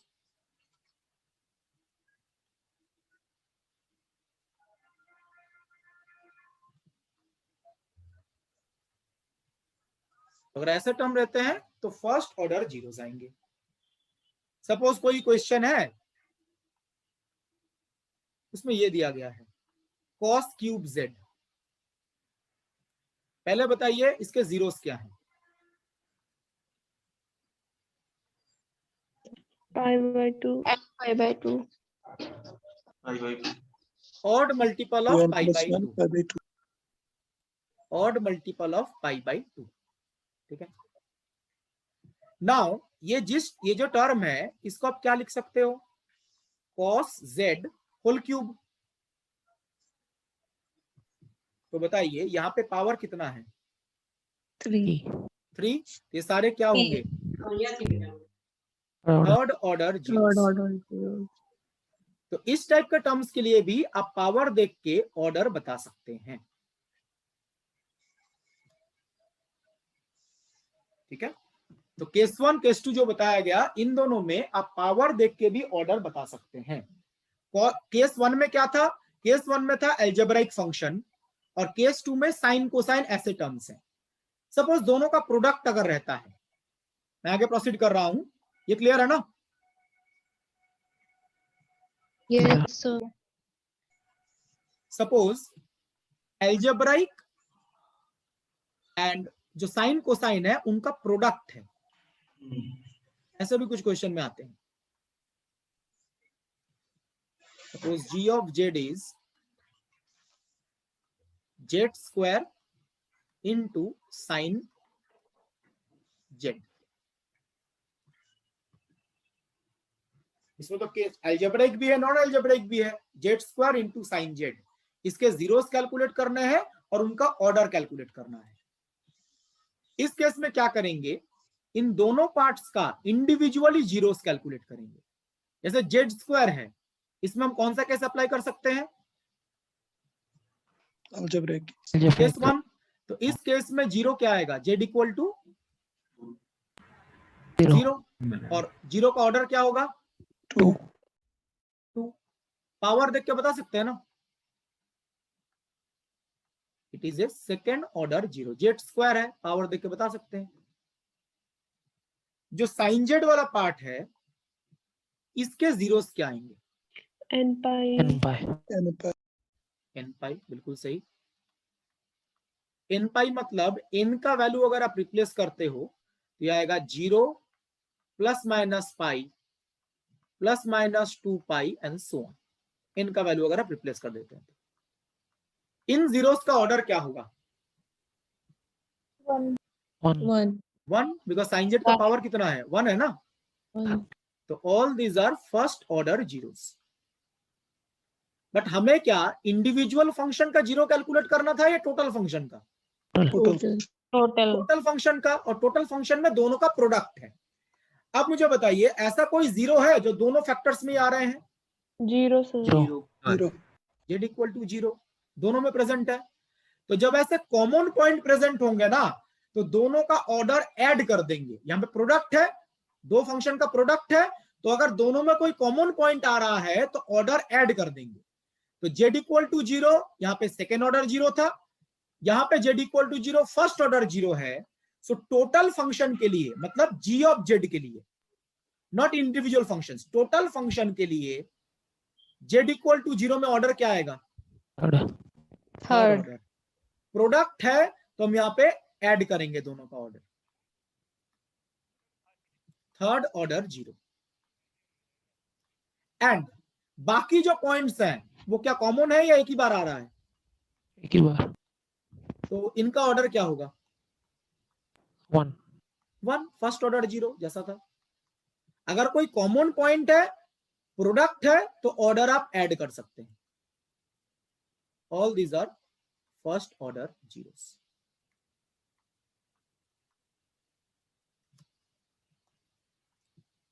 तो z इक्वल टू 0 कॉमन था तो second order plus first order third order, बाकी plus minus pi plus minus 2 pi ये तो एक ही बार है और ये फर्स्ट ऑर्डर जीरोस है।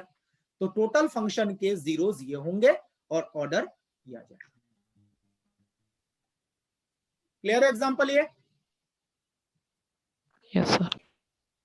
ठीक है, मैं यहाँ पे 3-4 फंक्शंस लिख रहा हूं, इनके जीरोस एंड जीरोस का ऑर्डर कैलकुलेट कीजिएगा। ठीक है, नेक्स्ट क्लास में हम यहीं से स्टार्ट करेंगे।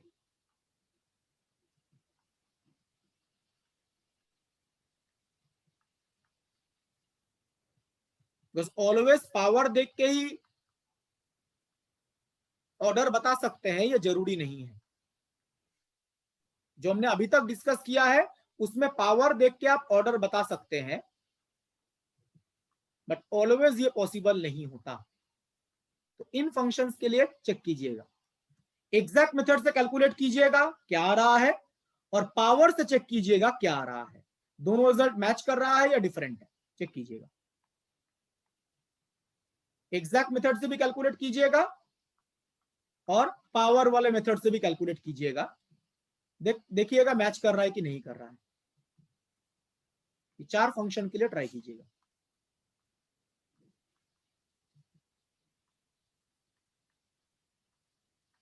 ठीक है, तो आज का लेक्चर यहीं पे खत्म करते हैं। किसी को कोई डाउट है तो पूछ सकता है। तो थर्ड ऑर्डर 0 है कि सेकंड? कौन सा? z equal to 0? Yes sir, वो ब्रैकेट सेकंड में। और थर्ड ऑर्डर है ना, ऐड करेंगे ना सर 2 ऐड + क्यों 1 हो 3 रहा है? आएगा। तो वो प्रोडक्ट है ना, यहाँ पर प्रोडक्ट है। यहाँ पर तो प्रोडक्ट में जैसे पावर ऐड होता है यहाँ पे ऑर्डर ऐड हो जाएगा। यहाँ पे सेकंड ऑर्डर है, यहाँ पे फर्स्ट ऑर्डर है, प्रोडक्ट है तो 2 + 1 3 थर्ड ऑर्डर। ओके सर इस लेक्चर की फर्स्ट स्लाइड बता देना। सर भले कॉमन कितने भी हो, कॉमन कितने भी हो, जब टोटल कैलकुलेट करेंगे तो ऑर्डर ऐड करना पड़ेगा। अगर 2 पॉइंट कॉमन है तब भी सेम टेक्निक होगा। Okay sir. सर एक क्वेश्चन था। हम बताइए। हाँ सर, जेस्ट के एग्जाम में मैथमेटिकल फिजिक्स का कितना वेटेज रहता है? 5-6 क्वेश्चन तो आते हैं, ऐसा फिक्स तो नहीं है, 5-6 क्वेश्चन तो आते हैं ऑन द एवरेज।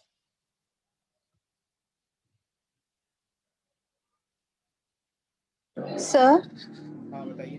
जो सर एसेंशियल वाला पार्ट था उसमें साइन a/z - z0 की पावर हम n ले रहे थे, तो उससे हम आइडेंटिफाई कर रहे थे कि ये एसेंशियल होगा। तो सर यहाँ पे भी नॉन एसेंशियल वाले पार्ट में भी साइन 1/z है, तो अगर हम z0 की जगह 0 कर दें तो ये तो दोनों सेम हो जाएंगे।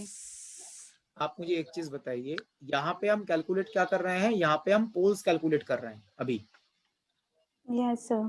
वहां पे हम जीरोस कैलकुलेट कर रहे हैं ना अभी। यहाँ पे हम कैलकुलेट क्या कर रहे थे? ये जीरोस कैलकुलेट कर रहे हैं ना, पोल की तो अभी बात ही नहीं कर रहे हैं। ठीक है, ऑब्वियसली ये जो फंक्शन है इसके लिए z equal to 0 essential singular point होगा। इसके लिए z equal to 0 essential singular point होगा, बट यहाँ पे हम सिंगुलर पॉइंट की बात नहीं कर रहे हैं, जीरो कैलकुलेट कर रहे हैं just.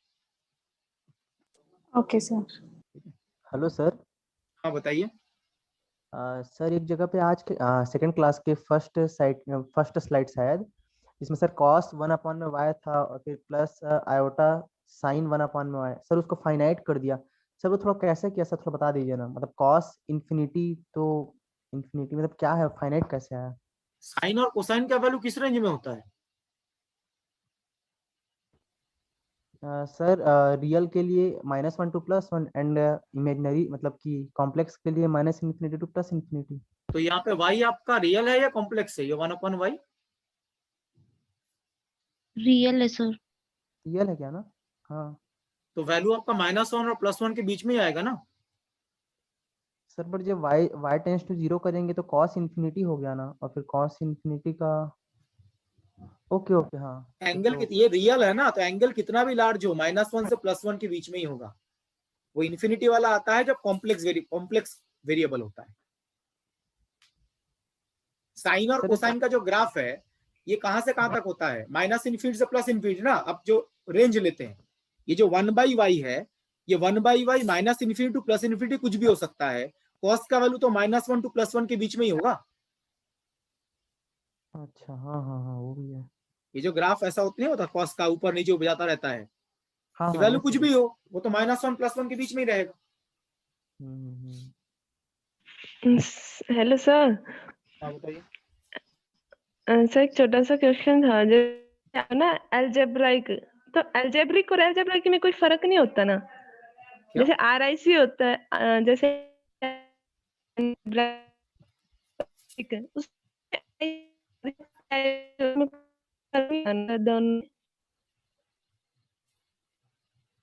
As I know pronunciation जो आप बोल रहे हो दोनों सेम ही है। एज आई नो अलजेब्राइक ही बोलते हैं। एज आई नो RIC होता है, इसमें सेम ही होते हैं। मुझे तो लगता है सेम ही है। वैसे RIC okay sir. Hello sir. हाँ बताइए। हेलो बताइए। सर, जो आपने लास्ट में सर जो 4 एक्सप्रेशंस जो लिखे हुए हैं सर, उसका मतलब थोड़ा नेटवर्क इशू हो गया था, क्या फाइंड करना है? जीरोस ही फाइंड करना है ना उसका? हाँ जीरोस फाइंड आउट करना है, उनका ऑर्डर फाइंड आउट करना है। अच्छा ऑर्डर भी करना है, ओके ओके सर। सर आपने एक जो कोफिशिएंट फाइंड आउट करने की टेक्निक बताई थी ना, मतलब पार्शियल फ्रैक्शन में ब्रेक करेंगे और फिर कोफिशिएंट फाइंड आउट करने के लिए सिंगुलर पॉइंट पुट करेंगे। अगर सर जैसे अगर हम 1/z+2³ है उसको पार्शियल फ्रैक्शन में ब्रेक करते हैं, तो a/z+2, तो उसके लिए भी टेक्निक सेम रहेगी कोफिशिएंट फाइंड आउट करने नहीं, के लिए? उसके लिए आपको दोनों तरफ कोएफिशिएंट कंपेयर करने पड़ेंगे, उसमें रिप्लेस करने पे फायदा नहीं होगा। अच्छा मतलब सर जैसे जब आपका रूट रिपीट करता है ना, जैसे z-2 होल क्यूब का मतलब z=2 कितनी बार आ रहा है? 3 बार। तो उस केस में आप रिप्लेस करेंगे तो फायदा नहीं होगा सिंगुलर पॉइंट। वो मेथड मतलब हमको वो करना पड़ेगा, कोफिशिएंट दोनों तरफ कोएफिशिएंट कंपेयर करके एबीसी में इक्वेशंस आएंगे, वहां से एबीसी का वैल्यू कैलकुलेट करना है। ठीक है सर, थैंक यू। सर अगर function z³ - 1 power whole cube हो तो उसका सर जीरोस का ऑर्डर क्या होगा? 3। उसका सर 3 होगा, क्योंकि सर -1 तो 3 बार मिलेंगे।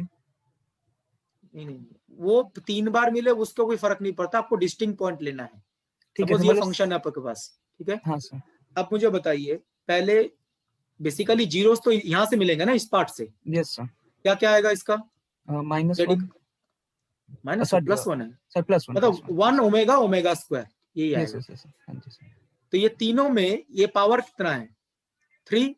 यस। ये तीनों थर्ड ऑर्डर जीरोस होंगे। सर अगर z³ +1 हो तो तब ये माइनस हो जाएगा, थर्ड ऑर्डर ही रहेगा वो। तब भी थर्ड ऑर्डर ही आएगा सर। बिल्कुल, पावर में 3 है ना बाहर। Yes sir.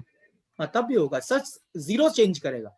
अगर z³ +1 होता है, z³ +1 होल क्यूब, तो इस केस में जीरोस आप चेक करके देखिए, इसमें आएगा -1 -omega square.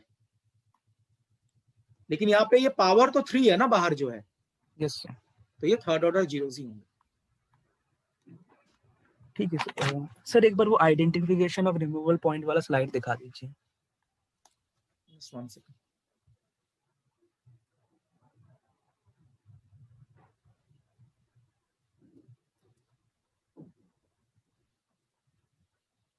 Yes sir. Thank you sir. Excuse me sir. Sir excuse me sir. Second class का फर्स्ट स्लाइड यही है। कोई पूछ रहा है सेकंड क्लास का फर्स्ट स्लाइड यही है। हाँ बताइए। Hello sir. सर हम लोगों का जो सर डिफरेंशियल इक्वेशन का टेस्ट होगा सर, तो सर उसमें स्पेशल फंक्शन इंक्लूडेड रहेगा सर? बिल्कुल बिल्कुल। Okay thank you sir. Hello sir. Sir ये टेस्ट कब तक होगा? नेक्स्ट वीक ही होगा, मतलब इसी वीक होगा। डेट अभी नहीं डिसाइड है क्या? डेट नहीं डिसाइड है टेस्ट का अभी? डेट अभी नहीं है, मतलब 5-6 दिन के अंदर ही हो, 1 वीक के अंदर ही हो जाएगा। नहीं सर, मैसेज आया 9 तारीख को है सर। आपका 9 तारीख को है? हाँ सर डिराक डेल्टा 9 तो उतना ही होगा। टेस्ट नहीं होगा क्या? डिराक डेल्टा फंक्शन का टेस्ट? डिराक डेल्टा फंक्शन का टेस्ट दूसरे टॉपिक के साथ ले लेंगे। ओके।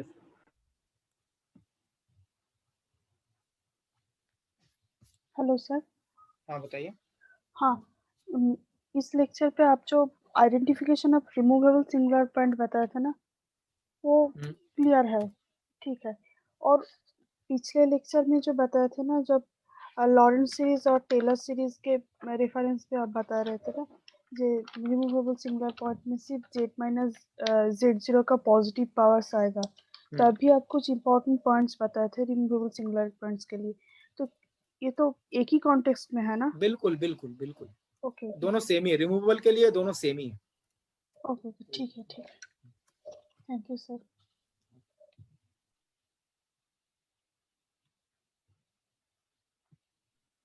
Hello sir. हाँ बताइए। सर वो टेलीग्राम का लिंक एक बार दीजिए, मुझे ज्वाइन होना था।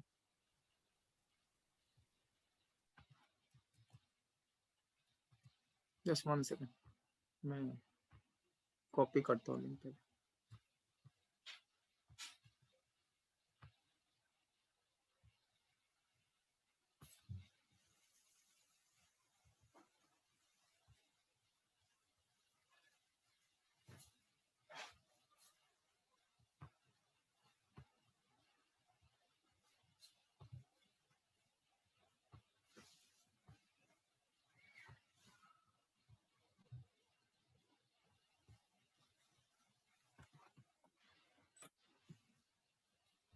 ये मैंने चैट बॉक्स में सेंड किया। Okay sir, thank you. तो ठीक है, मैं मीटिंग एंड कर रहा हूँ। Thank you very much everyone.